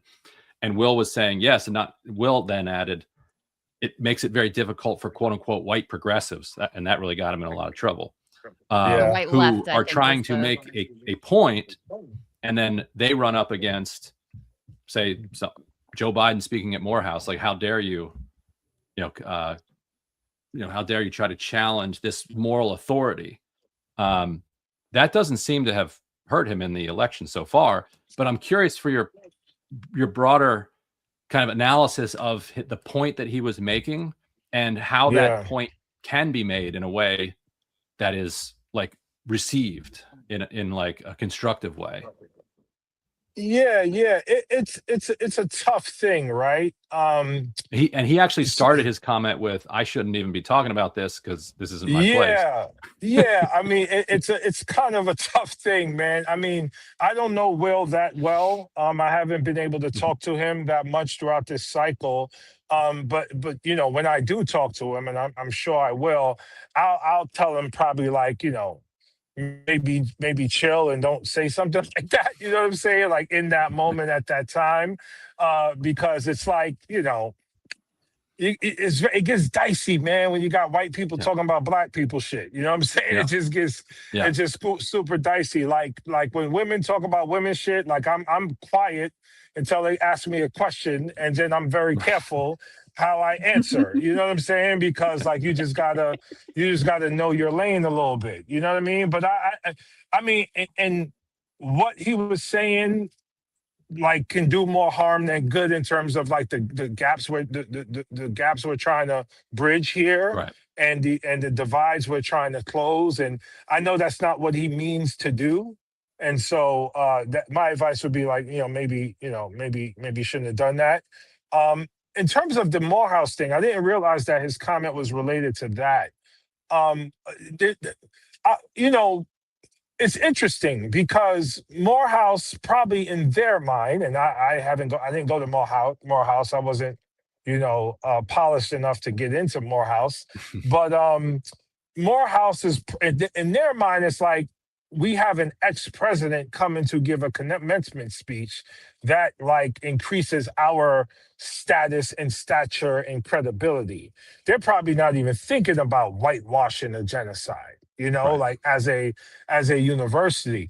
Now that's part of the challenge, because Morehouse generally, and I'm not saying everybody in Morehouse, but Morehouse and HBCUs are part of the Black establishment, right? And so the Divine Nine, HBCUs, the Black Church, those three things make up the Black establishment. That is, aligned with the CBC. Many members take AIPAC money, right? And many members are not outspoken on the genocide. And so that's where we have this conflict with Black progressives, who, for me, I'm a descendant of like the Malcolm X and the Fred Hampton and the, Kwame Ture's of the world and Angela Davis. Like I consider myself as someone from that tradition, versus the more establishment tradition. And that's where the conflict is. And doesn't mean we can't move forward. I just think it's a generational thing. And I think it's also a class thing as well, as it relates to like, the higher ed Black establishment versus like the brothers on the street that I like to talk to. You know what I mean? So Anyway, but there's definitely space for a bigger conversation in that. And that's why I wrote my book, and I want to come on both of your shows to talk about it, because it's the perfect time to have the conversation about, like, you know, what was my Black experience like in America over the last 50 years that led to me, you know, being this person in Congress speaking out for Palestine and, you know, all the other issues I speak of. Like, how did I get here? And you Yeah. know, what part of my journey led me to this? So Daria Lisa Avila Chevalier, who you know and campaigned for, she said she wants to be part of the Congressional Black Caucus. I know originally there was a little bit of from the CBC, like, I'm not sure if we're going to take her or not, but I'm curious for your view of what that experience was like for you, what you think it'll be like for her, as you know, there will be a lot of awareness of her different approach to politics versus the more Black establishment approach to politics. well, first of all, they should absolutely take her. That should be a no-brainer. They Richie Torres is a member of the CBC. And Daria Lisa is much Blacker than him. So what the hell are we talking about here? Yeah, they're gonna take her. I mean, we'll see, right? Because when I they was said they'd take her. there, yeah, of course, yeah, of course. When I was there, it was very frustrating because, in their defense, I'm coming in with no governing experience whatsoever. It's my first time being an elected official. And I'm coming from the education space, where my job is to serve the needs of kids 5 days a week, 6.5 hours a day. It's a very practitioner, pragmatic, practical job. I'm not in the business of going to meetings and talking and not doing anything. So I would get very frustrated at the CBC meetings and many of the other meetings in Congress, because there'd be a lot of talk and kids were still dying in the streets and we weren't getting much done. It might be different now for Daria Lisa, because she's coming in where you know, Ilhan is there and Ayanna is there and Summer's there, you know, and you have other members there who are more progressive, for lack of a better term. And so, you know, I'm sure she's going to form a strong bond with them and do great work with them. And so, you know, and I hope there's conversation about the formation of a new caucus. I know there were whispers about it when I was there, like a squad caucus or something like that. Yeah. I think now with the numbers coming in with like Adam Hemaway and Frederick Hayes III and Malak Keros and Daria Lisa and Claire and hopefully Brad, like I think there's an I would encourage them to do it, because, you know, one of my regrets from my time in Congress is I didn't understand how important it was to build that kind of power in Congress. And one of the ways to do that is by forming a caucus like that. So if they all come together, squad plus these new members, and form like a power caucus, whether you call it a DSA caucus or squad caucus, that would be incredible for them to do something like that. So I hope they really consider it. There could be up to 24 or more in that caucus at this point. Yeah. Which is, thank you, sir. That's a difference. I'm listening. I'm sorry. Yeah, it's the difference between a bill passing or not passing, and also it, like, you know, it forces the leadership and the Capitol Hill press and the entire kind of world yes, pay attention to them. exactly. And that's the thing, right? It forces the press to pay attention to them. And this is very funny. I'm talking to you in pitch black right now. Don't worry, I'll be in light in a second. It forces the press to pay attention to them. It forces the press to ask them questions and to get them on the record about different bills. And that is important. It's important for them to have, it expands their bully and strengthens it from individual members to now them being part of this caucus. And so I just think that so again, I hope they strongly consider it as something that I definitely done if I, you know, knew what I was doing when I first got in. Right. You're breaking up a little bit. I think we're gonna let you go. Thank you so much for Thank you for jumping on with us, Jamal. We appreciate it. And I think we got Hassan Piker coming up in a couple minutes as well, but very interesting to hear his thoughts and reflections on his time in Congress and how it was for him and what he would do differently if he could go back. And, you know, I have to think, like, the fact that we see Chris Robb and Malat hanging out together at Abdul's victory party, I think they're already definitely thinking in that direction, which is going to make things a lot different than how they have been in the past. Hey, by the way, guys, we have two major amendments where I think the election has been called. One is in Kansas that would require elections for the state Supreme Court. That was an attempt to weaken potentially future Democratic governors and have the judiciary be a little bit less independent from the electorate. That failed overwhelmingly, 67% to 33%. Now, that failure pales in comparison to what happened in Missouri, where they were trying to make it just about incredibly hard, if not almost impossible, to have citizen-initiated amendments passed successfully in state constitution. It would have required them to pass in every single one of the 8 congressional districts. That failed 80-20 so far, 27% of the vote, and it's already been called. Wow. They really united Missouri. That's amazing. Yeah. Yeah, I was tracking both of those ballot initiatives a little bit too. So I watched that with great interest. That is very good to hear. All right, we're on? Yeah, All right, you're on. Guys. All right, cool. We're here with Hassan Piker in Detroit, Michigan. What's going on? How you feeling, man? What's going on? How you feeling? Seems like it's a pretty good night. What the hell? Why am I on TV? That's crazy. Oh, damn. I yap a lot. We know. Yeah. We're aware. I'm still yapping. It's been 7 hours today on the broadcast. Yeah, you've been here for the past few days, as far as I'm aware. Yeah. Tell me how's the energy? I mean, it's been pretty good. There's a lot of excitement on the ground. I think people are just excited to finally vote for something rather than take a defensive posture in their voting. We oppose harm reduction voting. Although it does work in theory, it doesn't work in practice. And we've seen that in Michigan, perhaps, with the Donald Trump victory. Now, hopefully we're going to correct that mistake, and we're never going to repeat it ever again. Aside from Abdul that you're excited about? Yeah, I mean, I've been working on a lot of races outside of Abdul's.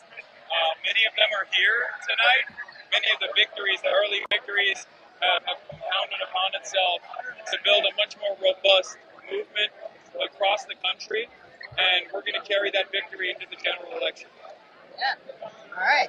And tell me, how do you think this is going to play out in the general election? I think Abdul is going to do very well in the general election because, I mean, we're talking like he won. I'm talking like he won.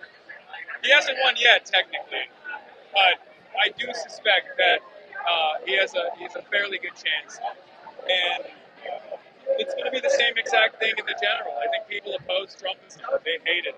They hate Mike Rogers. Mike Rogers is a carpetbagger from Florida. In many respects, it's a perfect matchup against Abdul El-Sayed. And I think he's going to defeat him thoroughly. All right, last thing. Why do you like the doctor so much? He's a stud. He's awesome. I mean, he speaks truth to power. We'll come to love. All right. Thanks. Can we get one more? Oh, that's it for them. Okay. One thing that I was tracking very closely for either of you is, I mean, Hassan really ended up being, his appearance with Abdul ended up being a pivot point in this race. Truly. If you look at the, Kalshir poly market odds, which again, loath to do, but it is what it is. Abdul was at maybe 28% chance of winning. And then he does this appearance with Hassan. Whoever decides to make this a central litmus test issue, do you condemn Hassan Piker? Mallory McMorrow famously takes the side of, yes, I would never appear with him, blah, blah, blah. It becomes very clarifying in the race. It makes it impossible for her to hold on to this sort of Goldilocks position that she was trying to capture. And it's basically nothing but a few little blips up and down, but basically nothing but up for Abdul after that appearance with Hassan.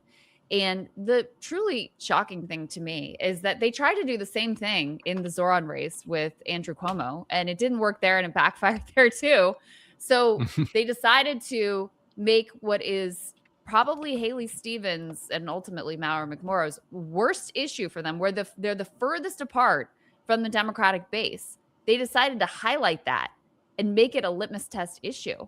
And I am surprised though at how much of an impact that ended up truly having on the tenor and the complexion of this race.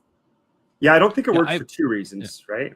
One you just said, but the second reason is before 2024, I think there was a lot more pearl clutching about talking to people that were controversial, that have said things people might find offensive.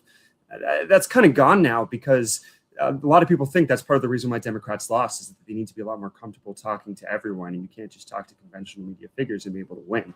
So I don't think that really motivated people in the center either. And obviously, it sent a signal about McMorrow that probably made her look more pro-Israel than she actually was. And I think it matters beyond just the voters who that's a decisive issue, because for a lot of young voters, right, like some of them are saying, how can I trust you on healthcare or on these other issues if on this issue that feels so clear, like an immoral stance to me, if you're taking on that, like you're not going to fight for me and everything else. What are your thoughts, Ryan, about Hassan and how his appearance ended up being this pivot point? I've never seen anything like it. It was just an unprecedented moment in campaigning. It'll like, if there were still universities after AI wipes everything out, like it will be taught and in like how not to do campaigning in a three-way race if you're trying to run down the middle lane. And she took it way too far. Like if you remember, she compared Hassan Piker to Nick Fuentes, which maybe she thinks was necessary for some of like the Haley Stevens base to hear or something. Like I don't actually even understand the political logic there, because if you're completely ignorant of everything that's going on here, just the fact that his name is Hassan, you're probably racist, and that should be enough right there. You don't need to call him Nick Fuentes. But for anybody who was paying attention and who has any familiarity with him at all, they know he's not Nick Fuentes. And that just made you look like a cynical, lying politician. And the bottom fell out. It was extraordinary. You had Third Way, with this, corporate funded think tank that's been around for 40 years at this point, write an op-ed in the Wall Street Journal, drawing a line in the sand that, you Democrats, you're either with us or you're with Hassan Piker, which Hassan Piker was never demanding. And Democrats looked at it and were like, okay, we're with him. It was incredible. It's not the same thing as the marriage equality fight, but there's an interesting parallel. For decades, the Democratic politicians just didn't want to touch the issue. They just a liberal Democrat would say they were for civil unions. A conservative Democrat would say it's not up to them. It's not up to me. Shouldn't be a federal issue or whatever. They just didn't want to touch the issue.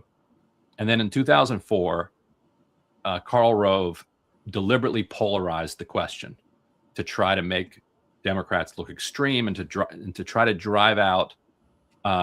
He put marriage equality amendments, anti-marriage equality amendments on constitutional ballots in like Ohio and elsewhere to try to drive out his evangelical base.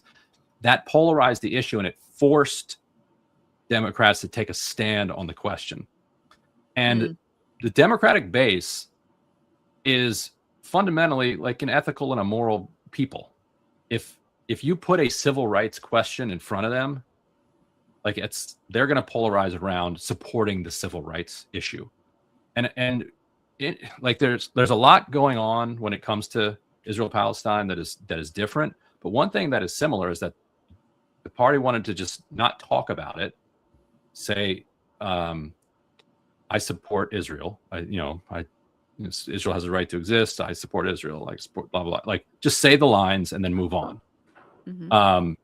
And cash the checks and not get checks, money spent against you. It was really AIPAC in a lot of ways that kind of forced the polarization of the issue. And in this case, it was Third Way and Mallory McMorrow, they force Democrats and the Democratic base to kind of take us to address the question, call the question, like, where are you on this question? And Democrats, they're not always gonna immediately do the right thing, but Democratic voters eventually are going to be driven to the moral core of the question. Ryan, do you think there'll be any AIPAC soul searching? You know, if they drop however many tens of millions of dollars into this race and end up coming up short, are they going to, you know, are they going to think about their strategy? Are they going to think about their approach of, you know, you can't deviate from us even 1 inch? Because, you know, in some instances, Valerie Fouché is a good example where she said, okay, fine, it's a genocide. And she was able to hold on. And she's going to be more receptive, at least, to them than her opponent, Nita Alum, likely would have been. So do you think there will be any of that discussion going on for them of like, this isn't working? We are about to lose. We are toxic in Democratic primaries. We, you know, everybody, like, our money is poisonous to these candidates. This is not working. We're going to be left just with, you know, the Republicans and eventually, potentially, a dwindling number of them as well. Yeah, there is some amount of money beyond which even the richest people don't want burned for not just for no reason, but to backfire. You know, bring condemnation upon them. Like, nothing good coming out of this except for the consultants who like made the ads and the ad buyers who took their cut. And congratulations to the television station owners in Ann Arbor and Detroit and around Michigan. But otherwise, this was a disaster for them. And there's only so many times you can do that. And yeah, your point about Valerie Fouché is a good one. Maxine Dexter is another example. They go in and they spend millions of dollars to support these candidates, and once they're in office, they switch. So they're losing a lot of races, and the ones they're winning, they're losing those people once they're in office. So, hey, Ryan, does AIPAC have a lot more money this cycle, or it does? They've already hit 100+ million, which is about what they spent last time. So it looks like they're spending more this. They're going to spend more this cycle. Yeah, I think this is probably going to be the most money they'll ever have, because for a lot of people, they view this as like the hit or miss cycle. Yeah. So I believe we have State Senator Auber Kawas here. We're not hearing anything right now. Got to unmute.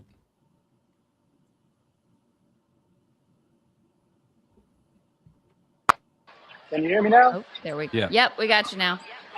All right, so we're here. We're in Detroit. We're with Abir Kawas. We're at Abdul's watch party. Probably election victory party. We'll see. Hold on, Abir, talking to you. Can we get an update on some of the state Senate races? Like how are the lower levels things looking? I just saw Donovan's numbers, and he's looking very, very well, much higher than expected. I think I saw him at like 62 or 64%. But he really pulled out. The numbers are looking good for him. I didn't see the other numbers recently. Okay, good enough. Yes, but yes, state senator, what's how's she feeling about it so far? Abir, so how are you feeling about the campaign leading up to this, the watch party, confidence? Man, this sound is brutal.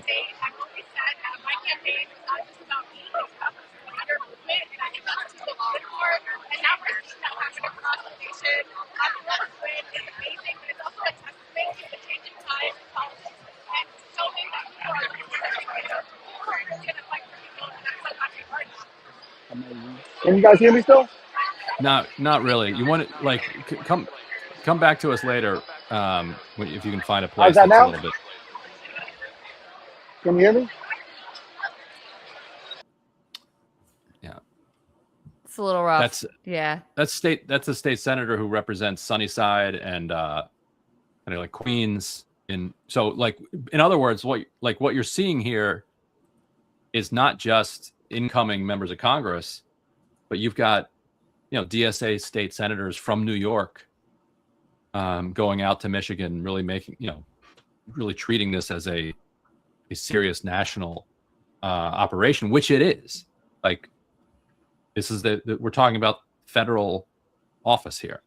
So yes, they represent Michigan, or they represent the 7th district, but it is a national kind of federal body. So it's more than appropriate, I think, that you're seeing this federal solidarity. Looks like Stevens pulled to within 6%. Yeah, so can we let's pull this up, because we've got also some vote in from Detroit. In Wayne County, now we're up to 4% of the votes in Detroit. And actually Abdul with a narrow lead there, 0.2%, which is wild if it holds. But yeah, we've got a narrowing here with 24% of the vote in. And I will say, over on Polymarket, his odds ticked down from 98% to 95%. So Haley still has an outside chance of pulling this off. Logan, what are you seeing in some of these vote dumps here? Yeah, I would agree with that. It really looked like a disaster for her early on. And I think she now might have a slim chance. Also, though, I mean, like, Detroit famously takes forever to count these votes.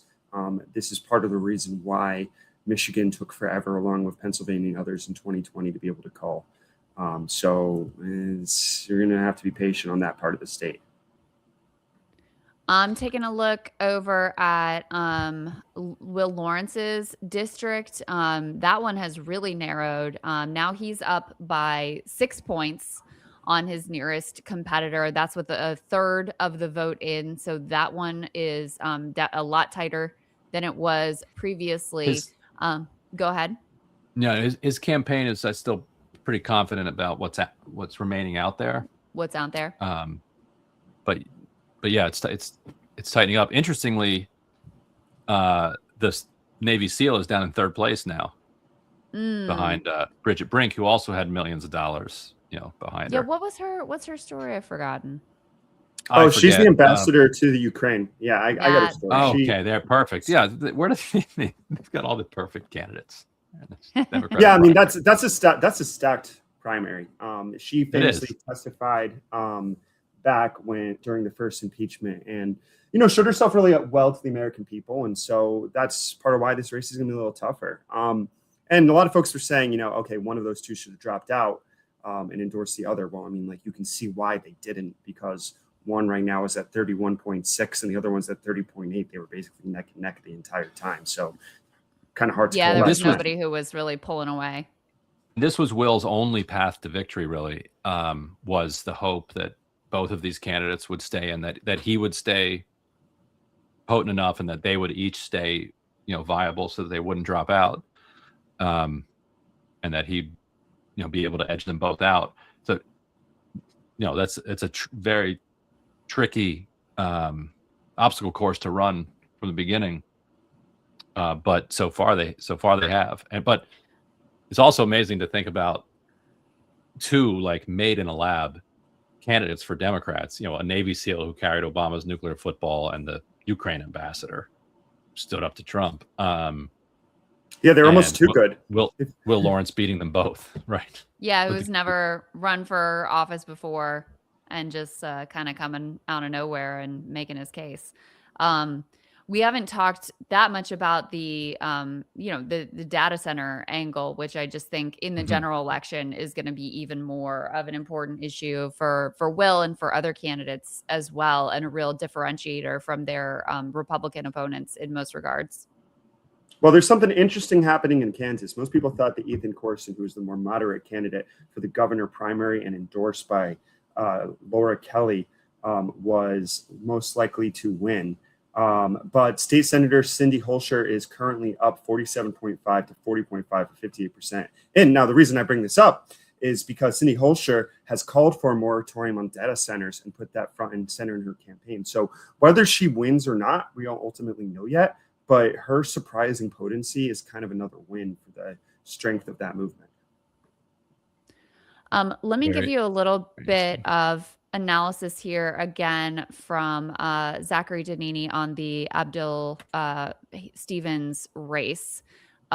This is the guy who said his vibes were plus 14 for Abdul earlier. Those vibes have shifted. He says this is narrowing at a rapid rate, will come down to Wayne County. That's Detroit. Stevens is vastly outperforming expectations across a lot of wider, less urban areas. El Sayed exceeding his targets in Kent, Washtenaw, sorry guys, and Oakland. Stevens exceeding elsewhere. He also had another tweet here. Why is the race not called yet? What keeps Stevens alive? She's doing much better in mail ballots, which have been lagging behind a bit in reporting. She's doing well enough in these small, mid-sized counties to where winning Detroit by a lot would pull her close. So that is what's kind of keeping her alive at this point, is if she were to overwhelmingly win Detroit, then she would have that outside chance. Yeah, but how much you think Logan should have to win it by? I just don't know that off the cuff. I'm sorry to say, Ryan. I don't want to give you a bad number. Maybe by like 10. Because right now it's about even-ish, right? Yeah. Mm-hmm. But with only 4% of the vote in. Right. Yeah, I mean, it's not impossible that she could win it by 10. Like, that's certainly within the realm of possibility. Anyway, we'll continue to watch. McKinney. You know, Ryan, I don't want to butter you up too much or anything, but I just thought you should know in my group chat, which I have some people who have watched it. My friend literally wrote down the entire thing you said about how the Democratic base is fundamentally ethical and moral base, and that the voters will get to the moral choices even if the politicians didn't. So I don't think I've ever seen that in any group text that I've been in where my friends are watching. So credit to you. Well, I'm buttering up the Democratic base. Your friend is shining light there. Giant love fest. Amazing. So McKinney 5% in, still ahead. Very overwhelmingly. Yeah, and it's interesting because that's, some of the same Wayne County, would be some of the overlap with the Wayne County results that we're seeing in the Abdul race. And so there are a lot of voters who are definitely voting for Haley Stevens and Donovan McKinney. For him to have that overwhelming result. Yeah, and I think we all underestimate how much this is going to happen because the people that are really politically engaged like us tend to think more consistently around our politics, but voters have very unusual heterodox opinions all the time between their different candidates. They say they've got the sound and signal fixed. When they come back in, let's test whether that's true or not. Here we go. Check. Look at that. It does sound better. Check, we're on?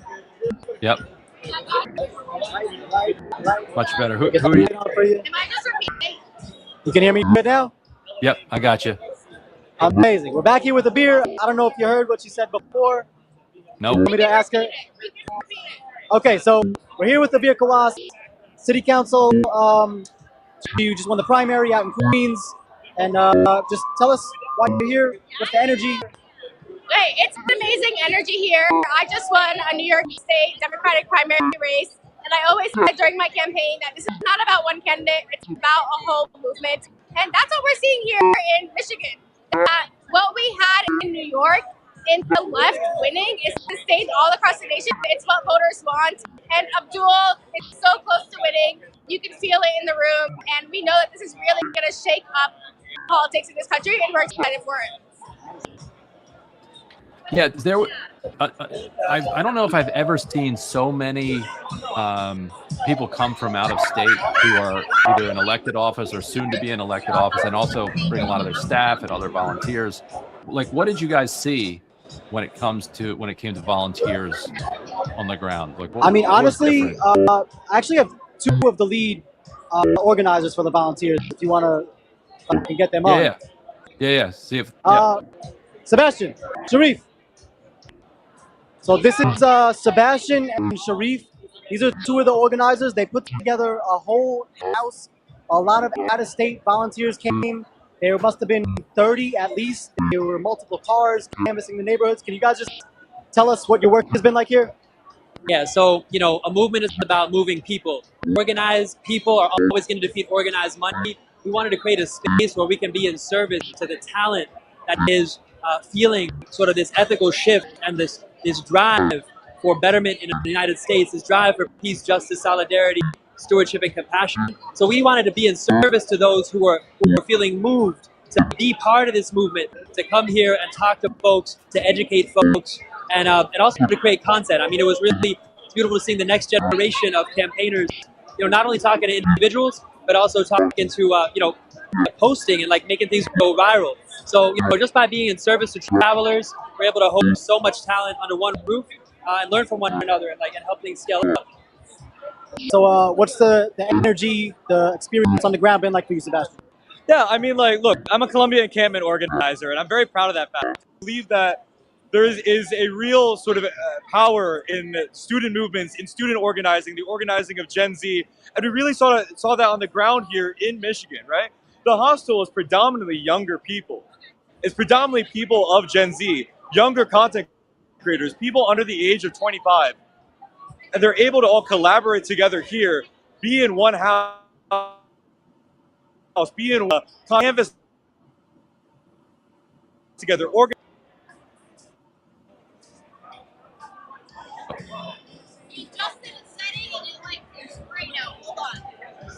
What the fuck? What's going It's tough with all those phones in there. We'll figure this out. But the point he was making at the very end, I've actually been intrigued by as a new development in campaigning. I don't know, Logan, if you've noticed this too, but there's now a real incentive for people to travel to states where there's a lot of energy around a race because they're making content out of it. So they have they it's like they're it's not, and Hassan is part, he's building a movement here of candidates. He's going around, but there's all of these kind of, I don't know what you call them, rank and file content creators, who are either on their way up or are making some small amount of, a living or trying to scrape by doing it. But who see this as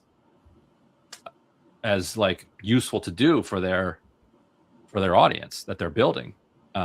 Which then, so they're that's not only sending volunteers out to the state that are going door to door, it then creates content at every doorstop, which then has an exponential reach, which obviously Haley Stevens understands the value of it because we saw those people she was paying in South Carolina to say that, what she's growing on me or whatever, just like Tom Steyer was, had his whole group of influencers. But if you can create what the race seems to show, if you can create enough national momentum, you attract content creators to your campaign because they see value in their engagement with it, which is a interesting kind of asymmetric weapon that somebody that has good ideas but not as much money might be able to bring. Yeah, look, when I was 24, 25 and volunteering in races, I had to give my friends a whole seminar before they could understand why they should volunteer in a race in Michigan or Pennsylvania or Wisconsin or whatever, phone banks, right? It's a lot easier when you can speak to millions of people, and that is a self-reinforcing power that will get people more engaged into your content. So that's pretty interesting. I hadn't seen that, Ryan, but it makes a lot of sense. Have 6% of Wayne County in now, and Haley Stevens still with just a narrow lead of 49.1 to 47.9 in Detroit in Wayne County. So a little bit of an update for you there. One thing I wanted to get you guys to react to is, Mike Rogers is anticipating that Abdul is going to be the nominee, and he already put out an AI slopified ad against him. So let me go ahead and play this and get you guys a reaction to the direction that he is taking here.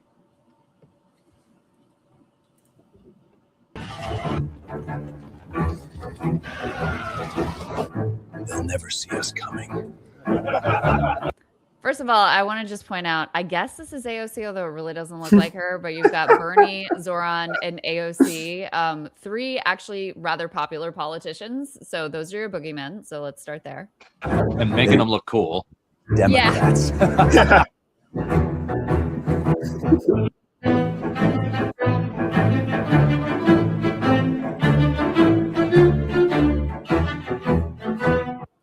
Don't let communism into Michigan. What do you think, The Ryan? communist Romans? That might What? do okay A lot of around. mixed metaphors going on here, really. I'm not sure how well thought out it was. I don't think that I'll have reached beyond like 65-year-olds on Facebook. Yeah, who are already voting for Mike Rogers, who are watching Fox News on here, and it's just been a nonstop like socialism, Red Scare panic the entire night. So I think they'll already be pretty well convinced that maybe Abdul isn't the direction they want to go in. Yeah, that does look like the Facebook slop that sometimes my mom shows me on her Facebook feed. Yeah, I mean, I do think like in terms of how to go against him, I just don't know that this, he's a socialist, he's a communist, without providing some concrete examples of policies that people would dislike. I'm not sure that it packs the punch that it once did. But, I think that's what Republicans are really betting on at this point, because all of the macro indicators, Logan, are that they're in a very bad position. Polls have Democrats up on the generic ballot.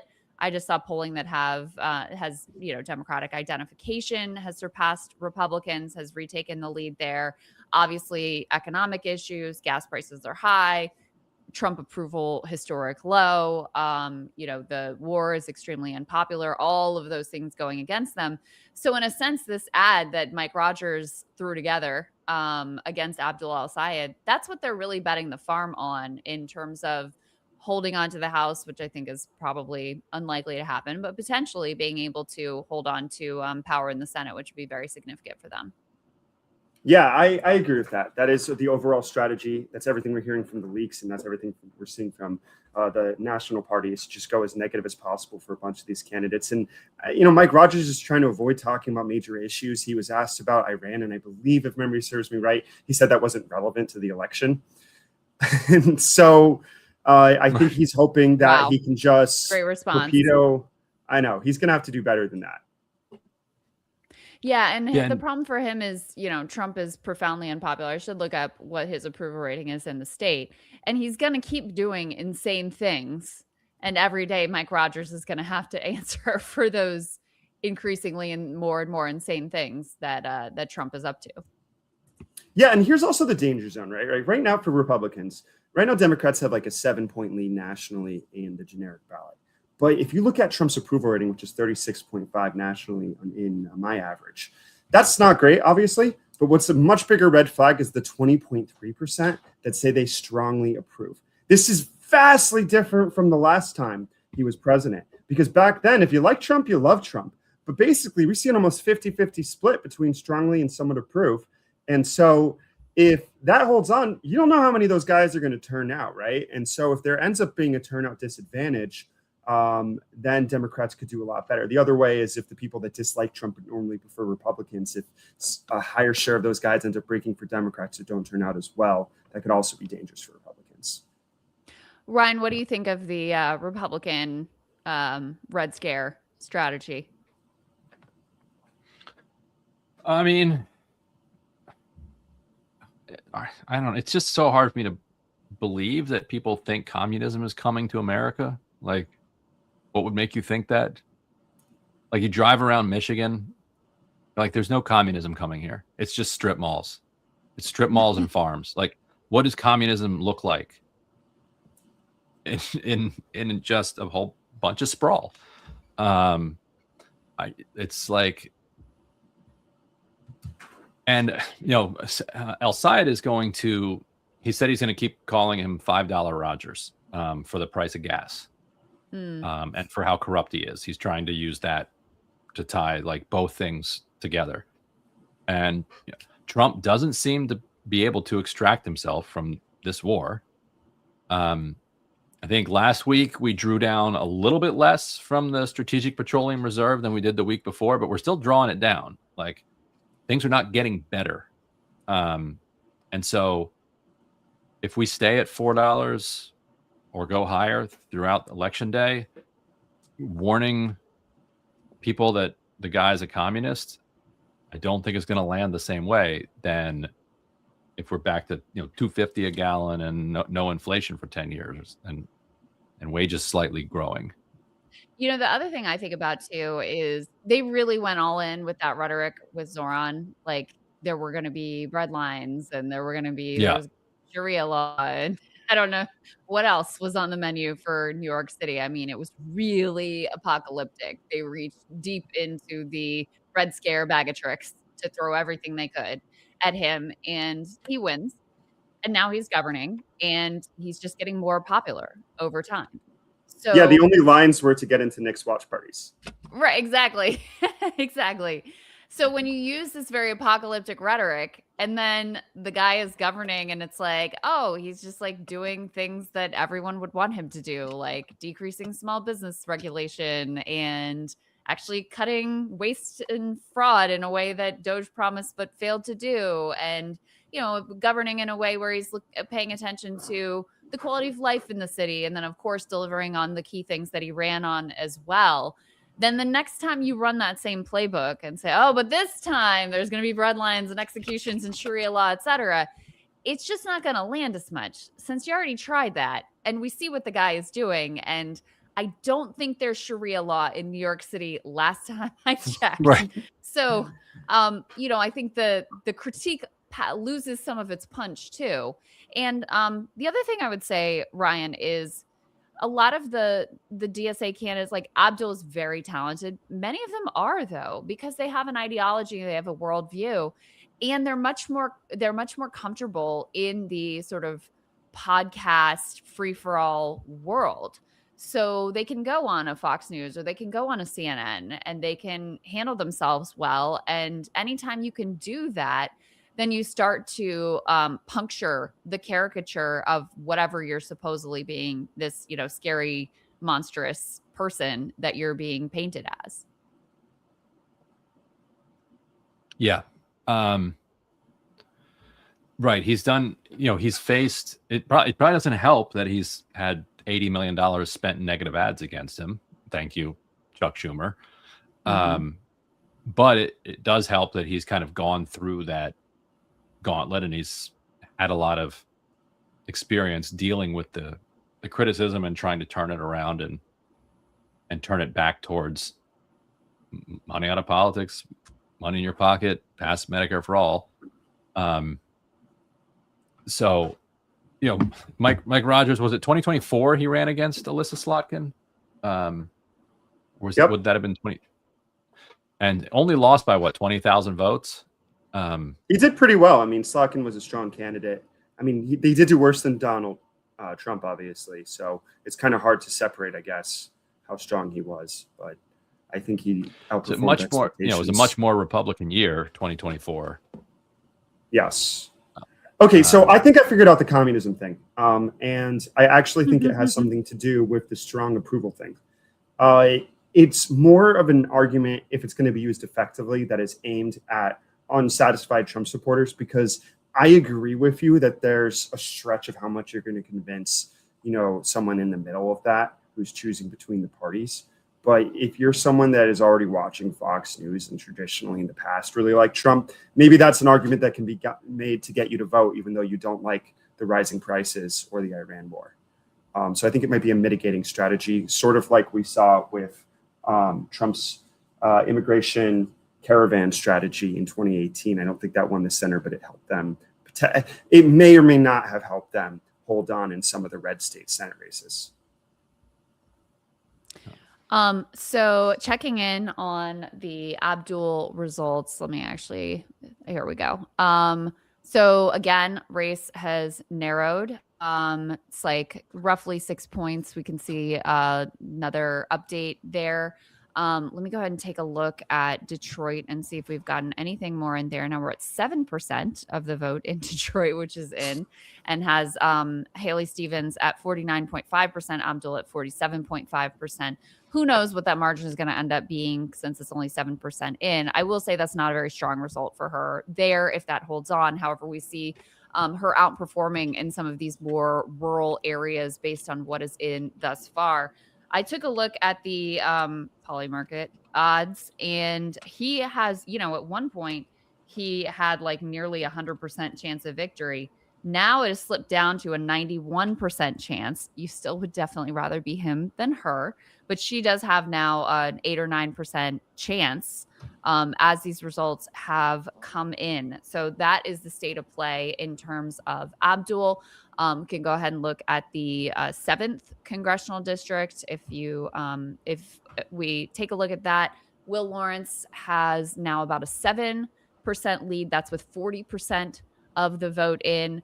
Let me go ahead and pull up the 13th district. That is Donovan McKinney. McKinney has a 19-point lead. Again, this is Detroit, so this one is still very slow, only 7% of the vote in here, but continues to maintain quite a wide lead over Sri Thanadar. So that is the state of play on those races. But Logan, what do you make of the tightening and where we're at with regard to the Senate race? Yeah, I think it's going to be a little closer than we expected, but I still think he'll win. I would also say when it comes to Polymarket and Kalshi, where I'm seeing similar things on Kalshi, look, the thing about this is every single time they get a little ahead of their skis. We saw that with the Tallarico Crockett race where they had him at like 97% or something on election day. When I think people struggle with assessing probability to the point of looking at the chance of an upset until you're really seeing the results start to come in. And who wants to bet on like a 1% chance or something? You know what I mean? You're almost certain to lose at that point if you really think it's like 5%. So it was always too high, right? And I think that's just going to be standard every time when one person's coming in dominant. So yeah, things are looking a little better for her, but she's already starting to go down a little bit in Kalshi. I don't think the results in Oakland are what she would need to win. To me, that screams more like that's where we have 72% and she's winning by like 2%. I would have expected her to have to do better than that if she was going to win. That kind of says like something like 5 to 10% lead to me. It's only one part of the state, but. And so Oakland County specifically, why did you think that she would need to do a bit better there? Because that is an important one since so much of the vote is in there with 73%. Yeah, it's an area where she was outspending him a lot. It has some of the voters that she thinks she can be able to overperform with and win. And that's some of the analysis I just saw by some of the experts going into today too. So, primaries, it's a lot harder to map these things out, though. You're kind of just taking educated guesses unless you're literally on the campaign, seeing every piece of data, because these electorates shift so dramatically piece by piece and day by day compared to a general Democrat and Republican. So a lot of these end up becoming educated guesses rather than hard numbers. Gotcha. Ryan, are you hearing anything from any of the campaigns about what is still outstanding for them? Oh, looks like we just got, let's see, what did we just get in? Because those numbers just tightened a lot. Did we get some Wayne County? Yes, we did. So now we've got 22% of Wayne County in, and now we have Haley Stevens up 66% to 30 in Wayne County. That is where Detroit is. So a really significant drop there and a large lead that she has taken there that pulls her to, less than a point with Abdul. What do you make of that? And now we've got about a third of the vote in. Yeah, it's not good for news for Abdul Saeed. She's got a shot. Yep. So let's see. Yeah, look much closer than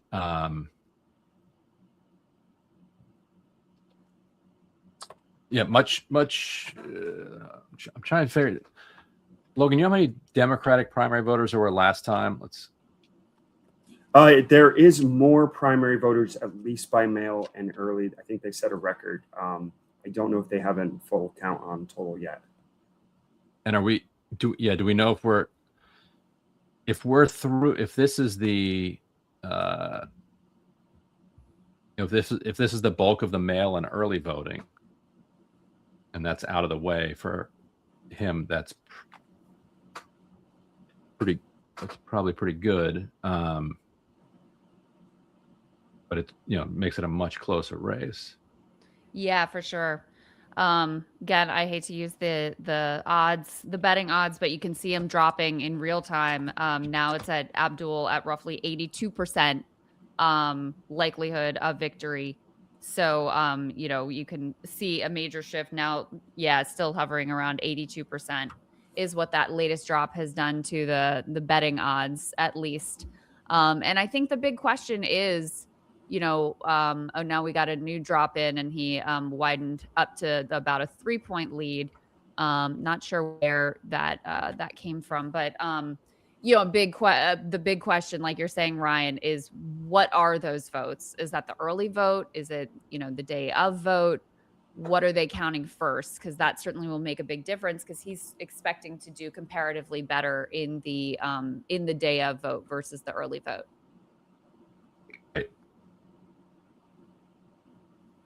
And presumably, like that, my understanding is that the early vote and the absentee vote are the ones that are counted first in Wayne County.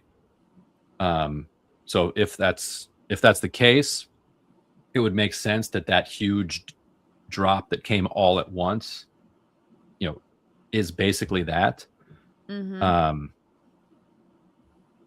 And then if the rest are the trickling in kind of neck and neck totals that we saw, then he's still looking very good, because the rest of the state is understood to be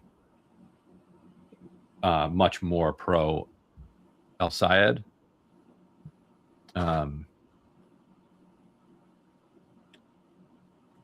Yeah, we've also got. Go ahead, Ryan. No, go ahead. We've also got a big shift in the 13th congressional district. That's with Donovan McKinney and Sri Thanadar. With him, Sri has now taken the lead there as well, with 27% of the vote in. It's 54-46. So again, makes a big difference for that race too. Yeah. What are those votes? Are those early votes? Are those day of votes? What is the mix there? Because that obviously will make a tremendous difference in that race as well. Yep. So let me ask around here, but Logan, I'm trying to figure out how many Wayne County votes there were in 2024 in the primary. Let me look here. Oh, yeah. So we've got looks like in 2024 you had 10,000 early votes, 140,000 absentee, 87,000 election day, 40,000 pre-process. Not sure what this means.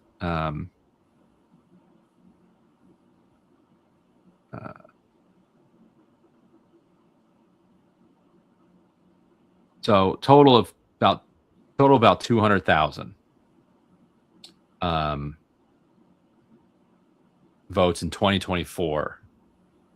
So that's the number. It was 195,000. So that's a number to keep in mind. So this is the 2024 Democratic primary. Now this is a much more competitive one.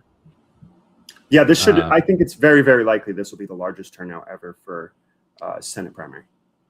So if you get a 25% increase, you're looking at a 250,000 voters in Wayne County, which is, it's plausible.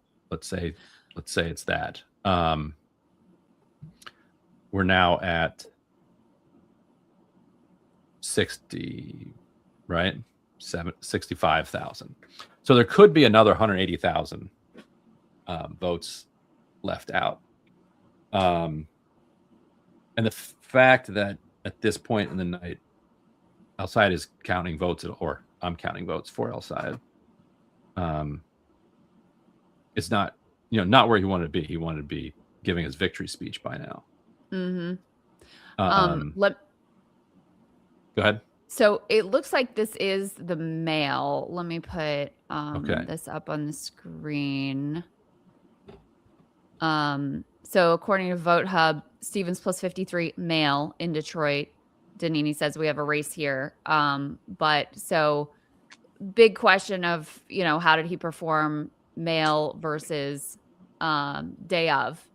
And, that'll be probably that will determine what happens here. Right. But so we're not going to be looking at 30-point margins coming out of presumably we're not going to be looking at 30-point margins coming out of Wayne County from here on in. Yep. And here's another piece of analysis here. Let me share. Same guy again. Grand Rapids City election day comes in big for El Sayed, but now that is done. Ann Arbor is done or close to done as well. Those are some of his best places. So El Sayed has his lead back, but his couple of his strongest areas are done. Dearborn does still remain. So some of the best places for El Sayed have basically already come in, is what he is saying there. Yeah.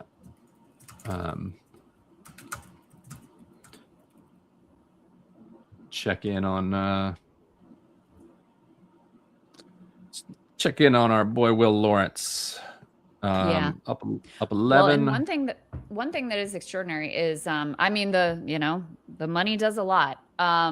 Because by all accounts from people on the ground, she really did have a campaign in the vast majority of the state.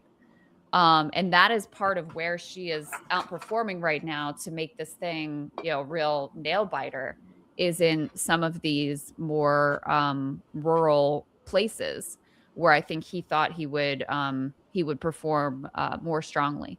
So that's these are relatively small vote totals, a couple thousand here, a couple thousand there. But when you add it all together, that's also part of what's going on here. There's also Yeah.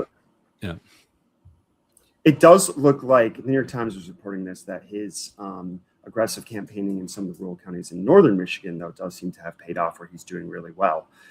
So those sometimes get ignored as well. And if he does end up winning and it's by a close margin, it can end up being decisive.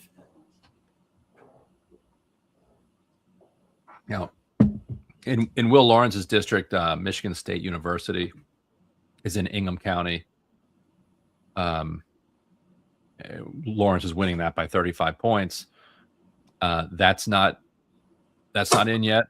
Only there's still a lot of that left, which is why I think the Lawrence campaign is pretty confident. But those are also like Michigan State University. That's also that's going to be hardcore Abdul El Sayed turf as well. So that's another Abdul chunk that's still very much out there. So in another race, by the way, in Kansas, we now have our Democratic nominee. It is Adam Hamilton, and it's another candidate that is a little bit like Tallarico or Warnock in that he talks in religious language more often. Tallarico is training to become an ordained minister. Adam Hamilton is a pastor, and he is doing a phenomenal job of raising money so far, especially for a state that's as red as that. He has 4.2 million raised already, compared to Marshall, who has 6.2. He's outraising him nearly 2-to-1 in terms of donations from actual individuals, excluding self-funding and PACs. And so my model views Kansas as a bit of a reach state. It's not a state the Democrats are going to win if it's a close Senate race nationally, but if they end up winning in a landslide, it's one of those, if you have one of those once in a generation races, it could flip, because this is kind of like a tertiary or 4-level state. It's been moving aggressively towards Democrats. It's just so red that it has a long way to go before it becomes truly competitive. Cook Report has a similar view. They just moved after he was nominated. I think they moved it to Likely R from SafeR. So one race worth watching now. So I think another dynamic that is happening here is that the assumption that the early would be better for Haley and the day of would be better for Abdul has not held across the board. So that's part of why so many people are confidently saying, oh, it's going to be a 14-point or a 10-point or a double digit or an easy Abdul El-Sayed victory, are rethinking that now because those dynamics have not been as consistent as has held for progressives in previous races. So that's another thing that is contributing to these very close results right now. How do you, let's say he wins by 5 instead of 15. Do you think that changes like the commentary? The swagger? Yeah, the DSA swagger. Yeah, but it would be absurd to. It shouldn't, but I think it will. Yeah, I kind of agree with Logan. Just because, I mean, going in, every poll was like, Abdul by 19, Abdul by 10, Abdul by 14.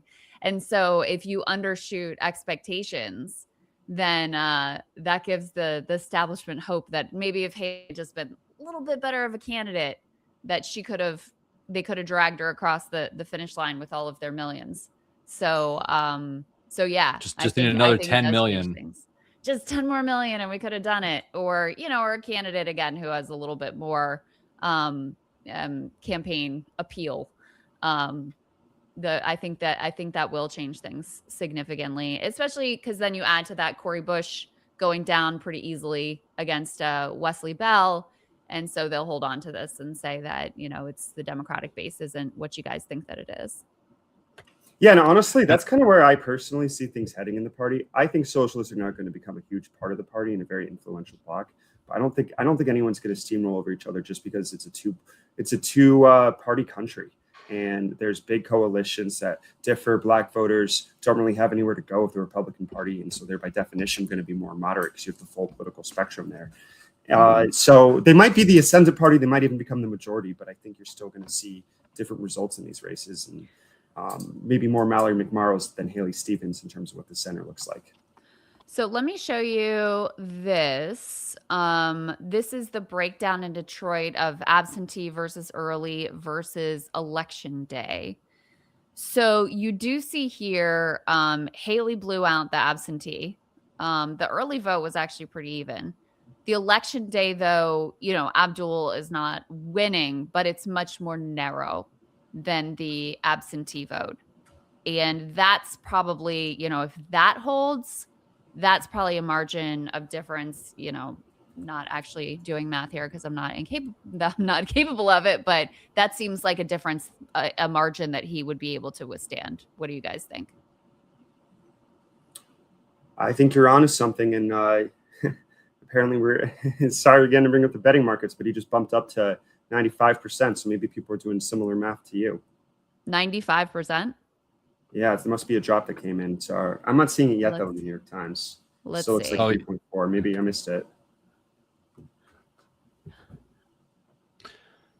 Yeah, if that absentee mail-in vote was just fundamentally different than what we're going to see, and we're going back to neck and neck Wayne County, then then he's in pretty good shape, because he's not only winning now, but he has what's outstanding outside of Wayne County is presumed to be leaning his way. Right. Okay, I can tell you what changed. Okay, the New York Times, they're not calling it the needle anymore, but they released something where it says, if you scroll down a bit, where candidates are on track in the reported vote. It's still early, they say, but in the counties that have reported enough votes, Abdul El-Sayed is ahead of their pre-election benchmarks by a 9% margin. These benchmarks reflect how we expect each county to vote in a close race. Okay. And they're the best. They're the best at this, I think, by far. I mean, they do an amazing job of making projections for primaries. Interesting. So they're saying he's outshooting his benchmarks by 9 points. Yeah, I see. Yeah. El-Sayed is ahead of his benchmarks by a 9-point margin in the counties that have reported enough votes. Okay. So there you go. And I think by benchmarks, they're not saying what people would expect. They're saying what they would expect if the race what was he basically. needs They're not using in those order words, to be able but to win. Yeah. Yeah, exactly. Yeah, like Donovan 5 McKinney plus has 1. jumped back up in the odds as well. And let me see, Will Lawrence how he is doing. Well, they had to make it dramatic. They got him at 96%. So somebody's feeling very confident about what remains in that race. I know this. We're heading into the silly territory here, but does the swagger come back when it starts to look like you could lose and you win by 9? Yes, it does. I like that silver lining. This tightening of the race actually inures to Abdul's benefit in the long run when he does win by a significant margin. I also think like. I mean, I do think double digits is kind of a marker, you know. I think if he wins by 10 or more, then that's like, all right, that was a walloping. Under 10, you know, if you're in the 5 to 10 range, it's like, all right, you won well, you know, easily, like pretty well. Under 5, and it's like, it's a bit of a nail biter. You know, I'm no Zoran Mamdani, but I don't think the messaging's too hard here. It's that we were outspent 10-1 and we won by 9. So like, regardless of how it might be framed, I mean, if you win by 1 vote and you're in that situation, I think it's pretty impressive personally. Yeah. Well, it's also, you know, I keep looking at the Donovan McKinney race, which again, right now with 27% of that, and that's a Detroit area district, with 27% of the vote in, Shree has a lead, but there's still a lot of confidence that Donovan is going to be able to pull that one off. So, you know, you sort of look at that and extrapolate also to what's going on with Abdul. You know, I think there might be some expectation that both of them perform better in the remaining vote there in Detroit. But I would love for them to count the votes and tell us what actually happened. One day that will happen. One day it will happen. Yeah, not going to happen anytime soon. I got to do a show tomorrow. Well, guys, be there. Get ready for Alaska. Yeah, I'm going to be there for this block too. This whole Senate could come down to Alaska in Election Day, and it won't be known on Election Day because if it's split, right? You got Mariupol that could easily be the deciding state, and we won't know for like 2 weeks. So this is just the beginning of the waiting process in paper in terms of what we'll have in the future. I think we got Nathan J standing by, don't we?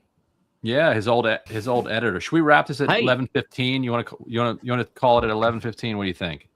Yeah, I support that. I gotta get some we both sleep. have to be up early bags tomorrow. Under my eyes. I'm not a night person, guys, and I didn't have any extra caffeine because I didn't anticipate it going this late. Nathan J. Robinson, Current Affairs Magazine. Great to see you, sir. Hey, Ryan. He's always set mocking us, and wardrobe mocking us, and accent mocking us. You know, this is the thing about socialists today. We, care about the aesthetics.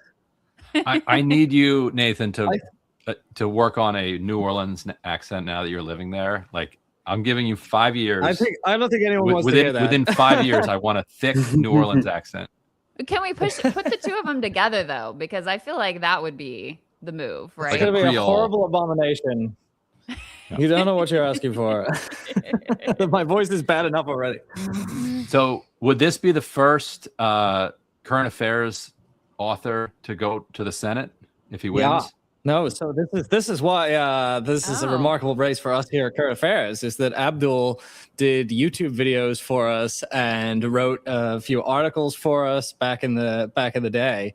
So this would be the first ever Current Affairs contributor to be nominated for a major party Senate seat. How was he as a writer? I mean, I actually read his book, which was good. He's a solid writer. I mean, he's nice, and I mean the same as he is as a politician, right? He's clear and to the point, and articulates the message very, very succinctly. Stays on message. I mean, he's got a very good talent for communicating progressive ideas in a tight way. Yeah. So. I also feel like because we've been interviewing him since back 2018 Rising Days, which is so long ago. Yeah, you were on him already too. Yeah, but He's always been very talented and, and I think an extraordinary person. But I also think that all of the public speaking that he's done, all of the writing that he's done, everything that he's done in the interim has really made him even more extraordinary of a candidate. You see it in, some of his exchanges. He had an MS Now post sort of disappointed that he would condemn all like religious ethno states. And she was trying to get him on, oh, well, you care so much about Israel and aid to Israel. Why don't you care about any other places? And he immediately says, well, I do. And I talk about it. You just don't cover it. So with the implication being, maybe you're the one that's fixated on this particular thing. So I think that has really helped his development, his comfort, and his the fact that he's done so many interviews and made himself so accessible. Yeah. But I mean, back in 2018, when I went to Michigan, and I don't do much reporting, but I had a friend in Michigan, and so he said, we have this candidate for governor who is a really remarkable guy who's got like Obama levels of charisma with Bernie Sanders politics. And I went out, and that was exactly how he struck me, is someone. And I just, I wrote this article going, this guy's something, because we've been waiting for someone who can articulate our values really, really effectively, and he's just so good at that. I mean, obviously he has to win this race, otherwise all of this is can be set aside. So we don't actually yet know, but I mean, it is kind of remarkable that he's got to this point, considering the colossal amounts of money that were spent in that race to stop him. Yeah, very true. What do you see as being at stake here, Nathan? Well, I mean, it is the entire future of the Democratic Party, isn't it? Because if he wins the primary and wins in November, that will decisively refute the classic centrist argument that you have to run to the center to win in a swing state. That'll be shown to be untrue. If he wins the primary and loses in November, that will reinforce the centrist argument, and they'll say, well, you should never have run anyone so radical. We told you. Haley Stevens was telling you she was the electable one. Of course, if Haley Stevens wins the primary and loses the general election, that will somewhat validate the progressive case. So, I mean, it really is a kind of interesting test case of the entire debate that is going on within the party right now, and whatever happens is going to be quite significant. Nathan, I played earlier, I'm sure you saw, Mike Rogers already put together this AI slopified ad of like Abdul and the Trojan horse. The Trojan horse. Communism into Michigan. And I have Fox News on the TV here screen all night, because whatever random streaming package we have, like that's the only, it's either that or like Newsmax or something. Anyway, whatever. Sorry. No wonder you look weary. They've been doing Socialism Panic all night. Like this is clearly what they're going to be do for the general election. And if you look at the polling, the public does not have a favorable view of socialism. So do you think that this could work, that this could help to at least like mitigate the losses for Republicans, or is this out of step with what the electorate actually wants to hear about, given the war, given the affordability crisis and their other concerns? I don't know, because if Abdul wins this primary, we are in very uncharted waters. And I would have been very interested to have the answer to that in 2016 if Bernie was nominated. Like, would the socialism smear have stuck? I thought at the time that Bernie had a pretty good response to that Bernie would give if it's socialism, to believe that everybody should be guaranteed health care and paid family leave, they call me a socialist, but these are the things I stand for. I think Abdul is being underestimated. Those polls against Mike Rogers can't account for what Abdul's strategy is vis-a-vis Mike Rogers, which is that he said he is going to, by the end of the race, make everyone associate in their minds Mike Rogers with corporate shill and opioid epidemic, right? Because Mike Rogers was one of the most favorable to the drug industry during his time in Congress. He pushed to loosen limits on opiates, and he took a lot of donations from them. So Abdul says he's going to run on that. He's going to run, Mike Rogers helped destroy your communities. I was a health director. I helped keep those communities safe. Now, and you could call me a communist because you've got nothing. You've got nothing. That's why you're doing this. And I thought Abdul's response to that ad was quite effective. But we don't know if it's going to work. I suspect that if Mike Rogers thinks that Abdul is going to be easy to beat, he is significantly underestimating his opponent, because as we have all seen in our time covering Abdul, and as we've just said here, Abdul is very, very formidable, very, very smart. But whether the shouting the word socialism and Islam as takeover is going to work in a general election, I don't know. We would find out. Yeah.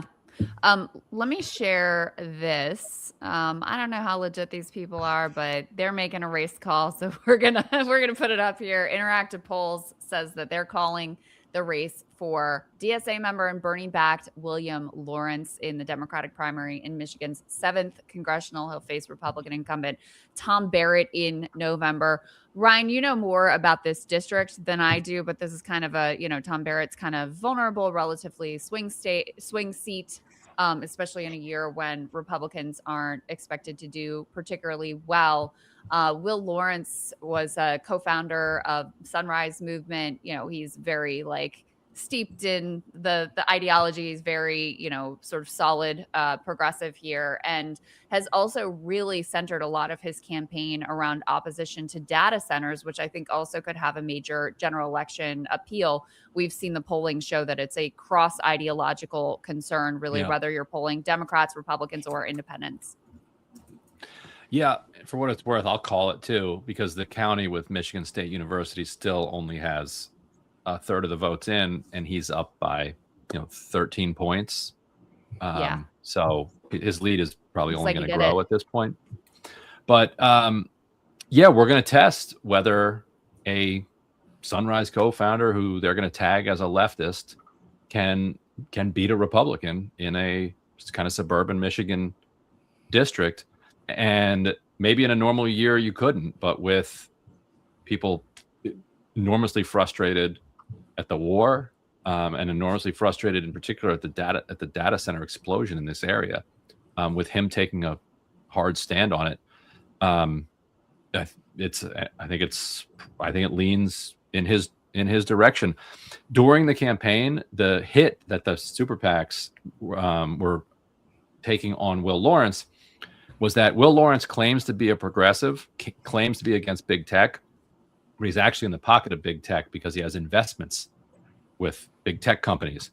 When you looked, the footnote went to a 401k he had that had something like $15,000 in it that was invested in index funds, which themselves had some holdings in Apple, Amazon, all the major companies that any 401k mutual fund has. So that was one attempt that they had, but it kind of twisted themselves up in knots, I think, because it showed he says he's against big tech. Okay, cool. So yeah, this and the Randy Villegas race out in California, which the DCCC lost. They didn't want. If you remember Randy Villegas, he's a Bakersfield Community College professor who is also an auto mechanic. Has the support of Justice Democrats and kind of the left. He's also trying to oust a Republican, and so I think he's going to win that race. You think he will? Yeah. My model says 81%. I mean, I think the polling's been pretty good for him. I'm surprised it's that high, but I say I'm surprised because it's all data. You're talking about Villegas? Yeah. Between the polling and the fundraising, I mean, there's some good signs for him. So those two races, plus then Maine and Troy Jackson in Maine, and then Abdul El-Sayed in Michigan. This is what the left has been asking for: is a shot at the Republicans to show that their brand of populism is actually also electable. Let me just to underscore that, let me just go ahead and play one of these Will Lawrence ads, so people, if they haven't seen him or seen our incredible interview with him, they can get a sense of what his vibe is and what he's been talking about on the trail.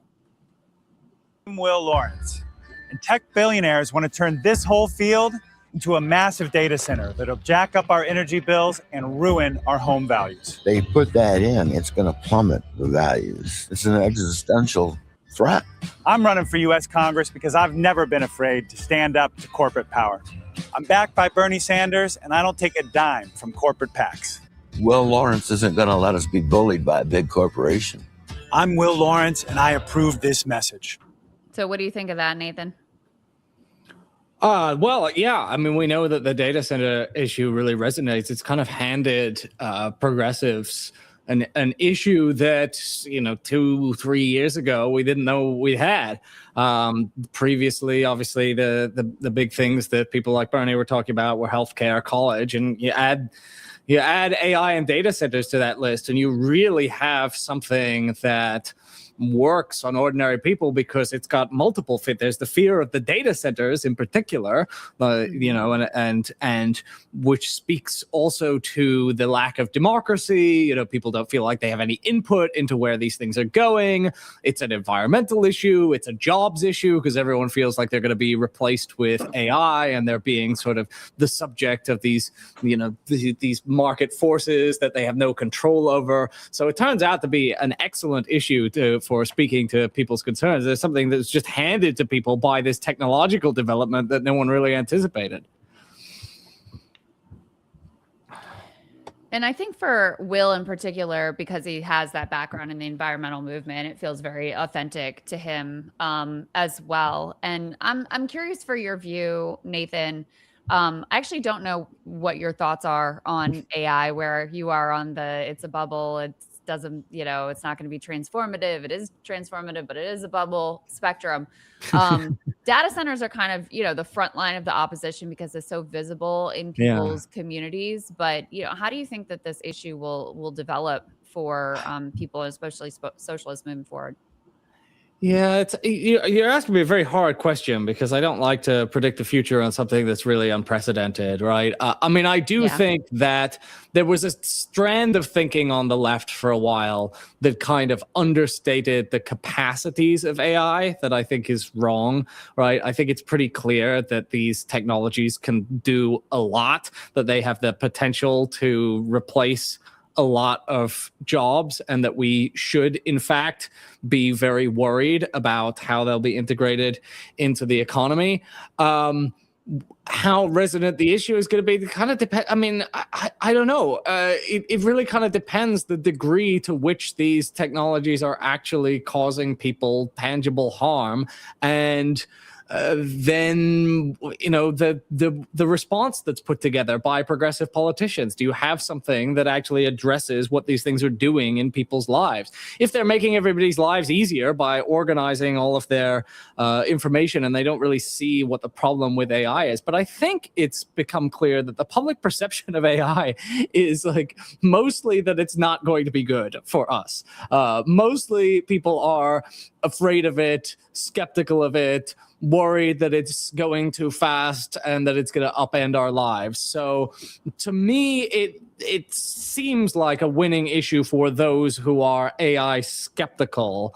And you see a lot of Republicans getting on this bandwagon too now. After previously the Trump administration was very, very pro AI, very, very full speed ahead, no regulations. They backed off on that quite a lot.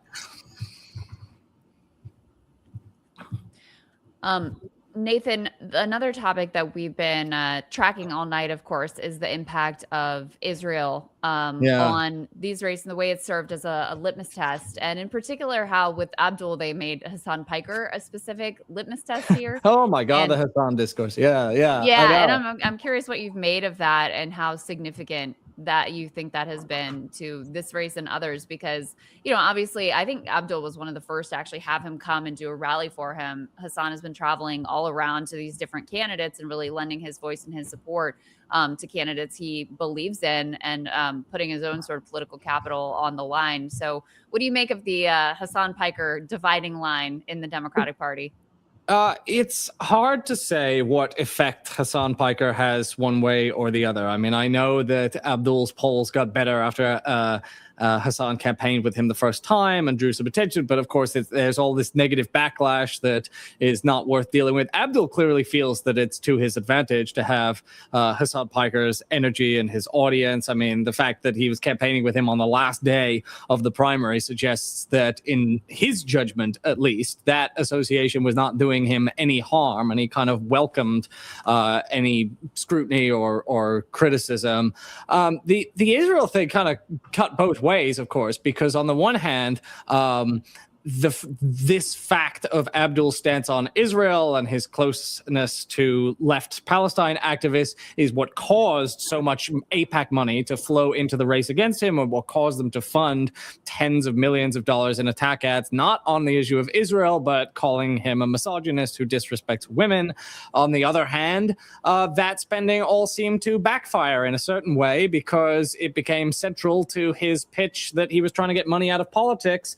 In every speech, he says, well, if you want to look at what money in politics does, just have a look at what they're doing to me right now. I'm sure you've seen all these ads. Look at the tens of millions of dollars that are being spent to stop me. They're trying to stop me because of what I stand for, and that helped him make his case.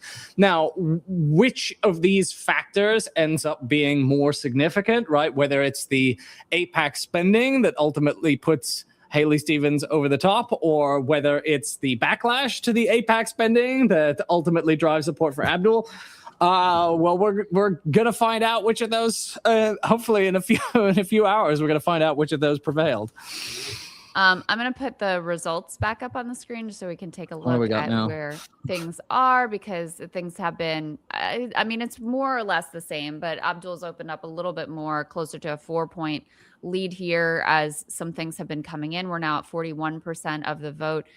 A little bit of a tick up in the vote from Wayne County, which is where Detroit is. We're now at 26%. Last time I think we checked in was at 23%. Oh, it just went to plus 20. Like 2 What seconds went to ago. plus 20? Oh, Wayne. so what does that tell? What are you noting there, Logan? No, it's just going down. I mean, it's hard for me to say with too much precision, but it's a positive for him that it's going down with So time. what we were looking for was, she seems to be performing best in the absentee vote in particular, not just the early vote, but specifically the absentee vote. And so the question was, if that has already come in, and then you have a lot of election day vote where he wouldn't be winning, but he would, the margin would be narrower, that would benefit him. So it does look like that may be what is happening here. And meanwhile, some other things are coming in. There's one other thing that I wanted to show people, just to give them a sense of, what, where the population centers are in Michigan. So you can see here, this is the the size of the vote in these various places. So you can see that Detroit, Ann Arbor, Grand Rapids, like these are the big population centers that are really going to matter the most in terms of where their votes are going to come from. Detroit being the strongest area for Stevens, and then Ann Arbor and Grand Rapids both being strong for Abdul. So that is what we've got right now. I can also take a look at, we're getting a little bit more vote in. Let me see if we got any more from Detroit. No, it doesn't look like it. Wanted to take a look at the 13th district. Let me pull this one up on the screen. This is Donovan McKinney and Sri Thanadar, 27% of the vote in. Sri maintains about a 7.5-point lead.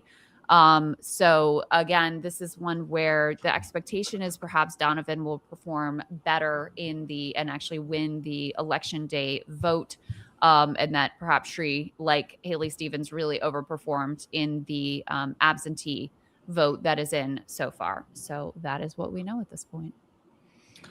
I have one tiny, it's hard to explain exactly what's going on here, but from what I heard from those I know on the ground who are working for Abdul, what they found was the people who had already voted absentee, especially in Detroit, a lot of them had only seen the TV ads against Abdul. And in the last couple of weeks, Abdul's organizers, his door knockers, were on the ground trying very hard to counter the effects of those ads. And we're having a lot of success in countering those effects through all of the interaction. You know, they knocked a ton of doors. They had a pretty formidable operation, but what they were finding was a lot of people had already voted absentee, and those people were quite hostile to Abdul because they hadn't heard anything other than the mailers, the ubiquitous Facebook ads, which I don't know if they've even been talked about, but the United Democracy Project spent, I think, millions of dollars with specifically targeted Facebook ads to basically every Democrat in Michigan. All of them had Abdul disparage Michelle Obama on them over and over, and they were just getting fed into people's feeds just constantly for months. Very interesting. Yeah, I mean, I've heard people in focus groups say things like, "Oh, I know he said something sexist. I don't remember what it is, but it was a bad thing." And you know, a lot of voters aren't thinking that much about the details in the primary, and they like Michelle Obama, and they're not looking into the full comment. That stuff's powerful. Yeah. I see one analyst, but Ryan, real quick, saying that the absentee drop from Wayne was only from the city of Detroit, doesn't include the Arab and suburban towns from the county itself. So another important note there. I think we can close out in a second. Sam Robinson's going to come back in to finish up. But we've got a good David Axelrod Van Jones fight about AIPAC. Do you want to watch this for a minute? Let's do it. Love it. Give it to us. Interest group spending.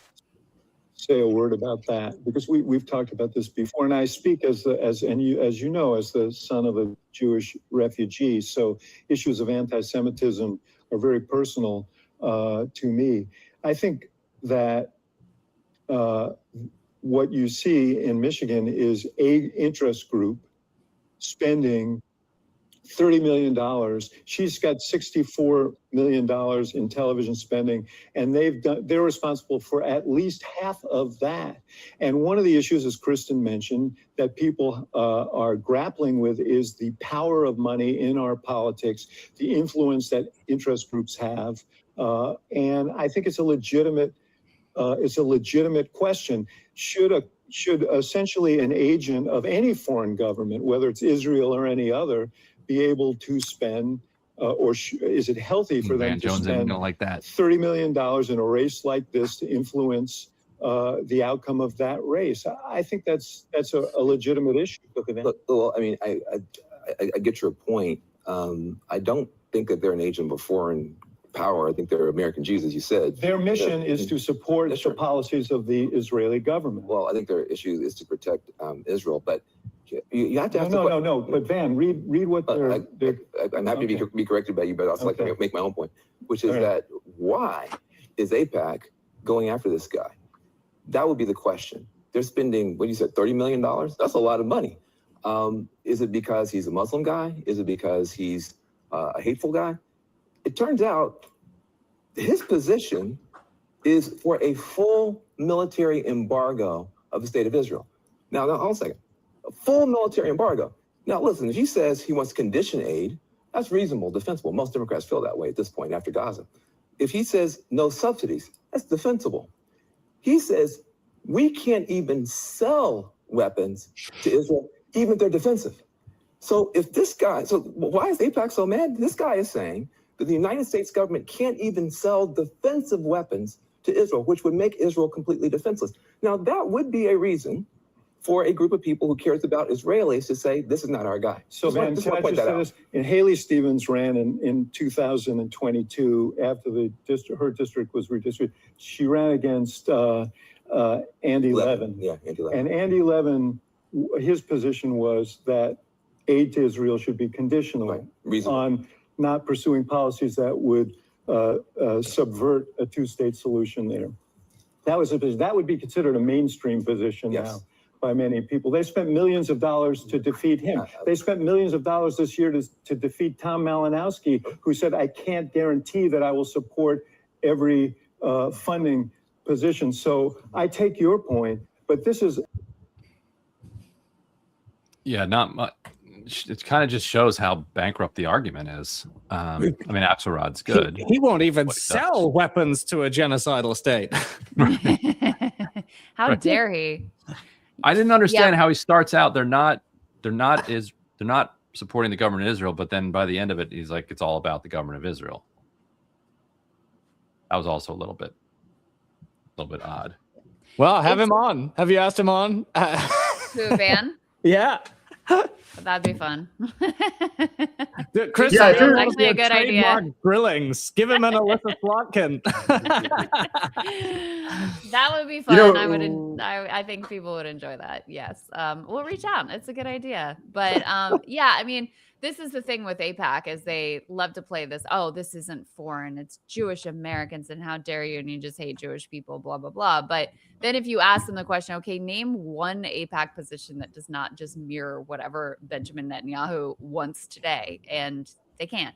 It's all just about being lockstep with the Israeli government wants, which, you know, is not even really consistent with protecting Israel or whatever it is that Van Jones put out there. So I just have to reflect, though, on the fact that to have David Axelrod making this case on, you know, primetime election night on CNN is a sea change. Like our jaws would have been on the floor to hear this analysis from Axelrod just a couple years ago. You probably had the same reaction that I did when you saw Rahm Emanuel saying, "Oh yeah, I think we probably need to stop weapons aid to Israel." You go, "Oh, okay." The Palestine movement has had major success in shifting the ground of democratic public opinion, and these guys feel a lot of pressure to adjust themselves accordingly. Because I mean, David Axelrod's a smart guy, and he knows which way the wind's blowing. See, I think it's more than that person. If Axelrod, I mean, look, I'm biased. He's one of my favorite. He's written one of my favorite political books ever. But I think Axe has always had a big heart. This has been a harder issue for him to get to the right place on. But I think it has more to just do with the mass atrocities against Palestine. I think it just got too much for him. I mean, he would be like also, he has many others if that was the case. He had plenty of scars from AIPAC in the White House. You know, they. True. Yeah, Netanyahu called him a self-hating Jew. Yeah, Netanyahu came and addressed Congress over the objection of Obama without asking. He lobbied against Obama's nuclear deal. Those are just the high-level things. Like they were snubbing him constantly. It was a mess. Sam, how you doing? I'm doing good. I'm here at the IBEW Local 58 Union Hall. It is a place in Detroit's Corktown neighborhood where political activity is happening all the time. And tonight, Rashida Tlaib, Donovan McKinney, Abraham Ayash. I've seen also Malat Kairos, Chris Rabb here. Lieutenant Governor Garland Gilchrist is here. I just left the Abdul watch. Yeah, how are they? And we're gonna wrap soon. As I mentioned, thank you for closing us out here. What was the mood? How nervous are the Abdul folks as the race was tightening? Oh, somebody, either you just muted yourself or somebody muted him. Oh, there we go. Sorry, go ahead. Nope. Oh, no, one more time. We're not hearing you.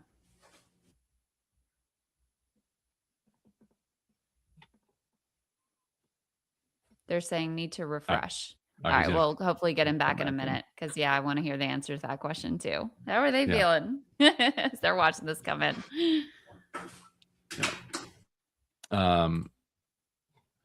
And still waiting for a lot of results for the races we were talking about earlier, although it looks like a bunch of those races that Dropsite wrote about, the insurgent candidate is in the lead. But it's just too early to tell. Can you guys hear me? Yeah, we got you now. Awesome. Yeah. Abdul supporters are nervous. It's not the doom and gloom that I think I felt about 8:30, 9:30 at the Haley Stevens event. I think I might have left Haley Stevens right about 9. And the mood in the room of about 35, 40 people was, very nervous. And it was a mood of unification. Wait, how many people? About 40 people. I mean, I tried to count one by one. I'm sorry. About 40 people that were in the room. I have not been there in a couple of hours, about an hour and a half now. So there could have been more people that showed up, but I'm being told that press is actually being penned away. They allowed some press to talk to supporters. I actually asked Haley's comms director, like, hey, are we going to be able to talk to people? And it took her a few minutes to get back to me, like, yeah, we got to wait till 8:30. Nothing says more about a campaign than if you had more millions of dollars spent on your campaign than you had people show up to your party. She had 60 plus million spent on her, and 40 people show up to her party. Right. Did you see the Slate piece where the reporter said he was shocked because she used the sit down she had with the reporters and posted it to look like it was her talking to voters? Amazing. Oh my goodness. It's been interesting to watch. Yeah, I mean the campaign has had some lapses in terms of vetting. You guys remember watching that community leader in Woodbridge, Jay Singletary, confront Representative Stevens over her support of Israel. I mean, how did they let that happen, right? And so it's been interesting to watch the campaign sort of navigate their unpopularity with the public. Of course, they didn't really do public events in the same way that Abdul El-Sayed did. But of course, the whiter, more rural voters in Michigan are sort of confirming the assumptions of a lot of the Stevens supporters. They're telling us, hey, Abdul is not electable in November. We are seeing a closer than we thought results as they come in. So, I always thought that this race was going to be close. I didn't really think there was going to be a double-digit spread.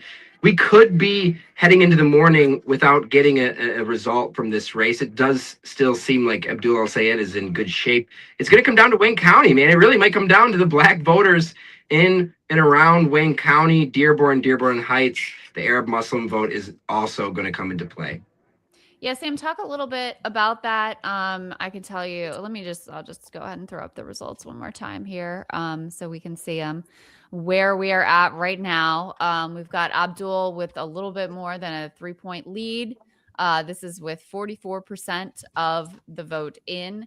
And those Wayne County numbers haven't moved much in a while. We're at 26% of the vote there. Everybody's kind of waiting with bated breath to see. And look at that Mallory McMurrow number. I mean, the fact that she stayed on the ballot is going to end up impacting the result.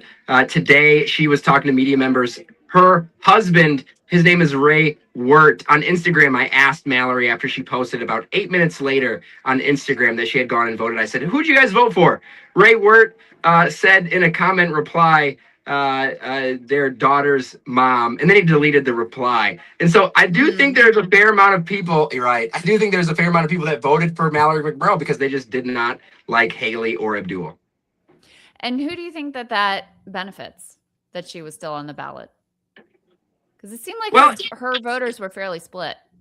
It really did. I talked to a few people early on as soon as she left that told me that they were supporting Abdul El-Sayed. It did seem like some of her, frankly, some of the people that worked on her campaign were more friendly to El-Sayed's campaign.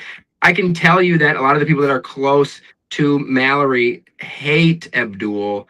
A lot of people in Michigan politics do. And so you're going to see that if he's the nominee, it's going to be some real trepid support from people like Governor Gretchen Whitmer, who he called bought and sold when he went against her in 2018 as a gubernatorial candidate. Interesting. Yeah. And is there anything to some of these rumors that like they had a very tense kind of personal couple interactions? Like what do you know about their relationship? Yeah. And how will that influence the general?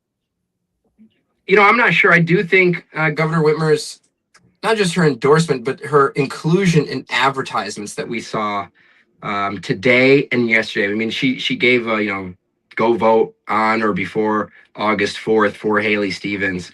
Whitmer is less popular than she was with Democrats, but depends where and who you're asking. And she remains a very popular figure within the Democratic Party and certainly the leader of Michigan Democrats. I mean, it is going to be a test. Of course, if Haley Stevens wins, we're going to hear folks really ask and probe Abdul Al-Sayed and his supporters, are you going to support Haley Stevens as the nominee? There was a section in a drop site report by Tom Perkins. You know Tom Perkins, Michigan reporter? Yeah, I've been to a couple parties where he's at. Yeah. Okay, there you go. Small state maybe. But is. so he had a line, but I wanted to get your take on it as a reporter for, is it the Michigan Advance? Is that the so he writes, one recent poll shows Al-Sayed behind in Detroit 66-33. Part of this may be the conservative older population, and tensions exist between Black people and Arab Americans in Detroit, which in part stems from anger with gas station, party store, and grocery store owners in the city who are largely Chaldean, kind of Iraqi, and are accused of mistreating their mostly Black customers. What do you what is the background there? How would you judge that kind of rather blanket statement about those tensions? It's a generational thing. I do think a lot of younger folks that live in the neighborhoods experience the mistreatment or just disrespectful behavior. I mean, I experience it myself, you know. I mean, and I'm pretty nice to everyone. But yeah, I mean, there's tension that exists among our communities, Wayne County. So like if you're at a gas station or something like that, like the owner. Well, you think about low income folks that are just loitering outside of the store or buying Lucy cigarettes or whatever. I mean, the tropes are the stereotype. Yes, you can imagine. You know, Spike Lee's "Do the Right Thing" come to life on the 7 Mile and Outer Drive in Detroit. So there are tensions that exist. I mean, the Wayne County government, it's the Black establishment saying, oh, the Arabs are going to take over Wayne County. And the Arabs will say whatever anti-Black thing that they'll say about Detroit's majority. I mean, we're 77% Black. We were an 85% Black city 15 years ago. And so people are really frustrated that we do not have a Black person representing them in Congress. Of course, Donovan McKinney could unseat incumbent U.S. Rep. Shri Tanadar for Michigan's 13th district. You know, I've seen the results. The people at the Abdul rally, the watch party, are cheering every time CNN shows those results. I don't know what the percentage of votes in yet, but it is going to be a long night, I would imagine, and it seems like there's one group of people having fun right now. It didn't seem like the energy was all that high at the Haley Stevens rally, albeit I have not been there since she's been making these gains. I do think, you know, her camp is squarely still in this. They don't believe that it's over. They don't believe that, you know, people were kind of dooming and glooming when these polls were coming out. And I kept saying, you know, polls do not vote. Always close elections in Michigan. We don't really usually have blowouts. Mm. Yeah, well, but living up to there is, yeah, there is, as you Tom Perkins mentioned, a sentiment of xenophobia and Islamophobia that exists within Detroit's Black establishment and among the seniors. Interesting. Yeah, and we got a little taste of that with that one individual. All right, guys. Well, let me put the results up one last time, and then we'll wrap out of here with what we know at this point. Close race. You'd still rather be Abdul than be Haley. You know, he's according to the New York Times beating his benchmarks by around 6 points. Right now, he's got about a 3.5 point edge here with roughly half of the vote in at this point. One last check on Detroit, still sitting at 27%. In terms of overall Wayne County vote. So, Sam, I think we'll let you stay up for that one. Nathan, any last thoughts from you on the night as we close out here and what you're seeing and what it means? Well, I just reiterate that, you know, that this has been and is going to be a pretty extraordinary and important race. It's interesting to see the national media sort of catch on to the fact that, so many threads of the last 10 years of American politics since Bernie won Michigan in 2016, and since Bernie's supporters back then were arguing that this proved that he was the stronger general election candidate against Trump, and Hillary Clinton's supporters were arguing, no, she's the safe choice. And in fact, we know that a lot of people in 2016 didn't vote for Bernie Sanders because or they said that they didn't think he could win in November. And those of us on the left were always making the case, we totally misunderstand American politics. Actually, this is the perfect antidote to Trumpism. We have to throw out the Democratic establishment because they're weak and unpopular, and they are the ones who don't know how to win elections.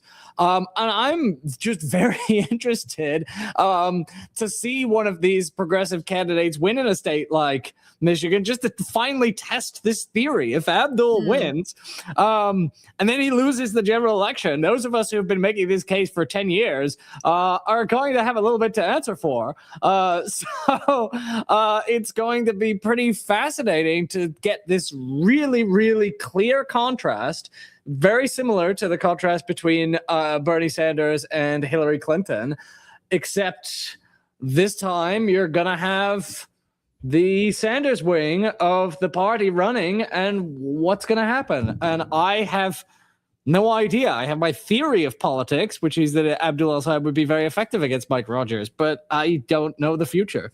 Yeah. All right. Well, guys, Nathan Robinson, Current Affairs, Sam from Michigan Chronicle, right? And then the Substack is what? Sam, what's your, he's muted again. Well, if you can find Sam Robinson on Twitter, yeah, Sam's... he's got his. Yes, Michigan Chronicle, Michigan's oldest black newspaper. Shout out to us. Shout out to Detroit, Michigan. We appreciate all the people across the country watching. My Substack is Detroit 1 million. That's right. There you go. Thank you guys. Detroit 1 million. And then Logan Phillips, of course, Race to the White House. Thank you guys all so much. And thank you guys out there for watching. Sorry that it's a cliffhanger. I was hoping we would know by this point, but I think it's going to be a very late night. Detroit is taking their time with these ballot drops. And so it remains about a 3.5 point margin and no movement in terms of Wayne County. So anything else, Ryan, you got before we dip out of here? Nope, that's all I got. It's going to be close, and we'll see you guys in the morning. We'll both be on. Hopefully, we'll have results in the morning. Ryan and I will both be there alongside Emily to parse what is going on in the state of Michigan and across the country. So thank you guys, and we'll see you then.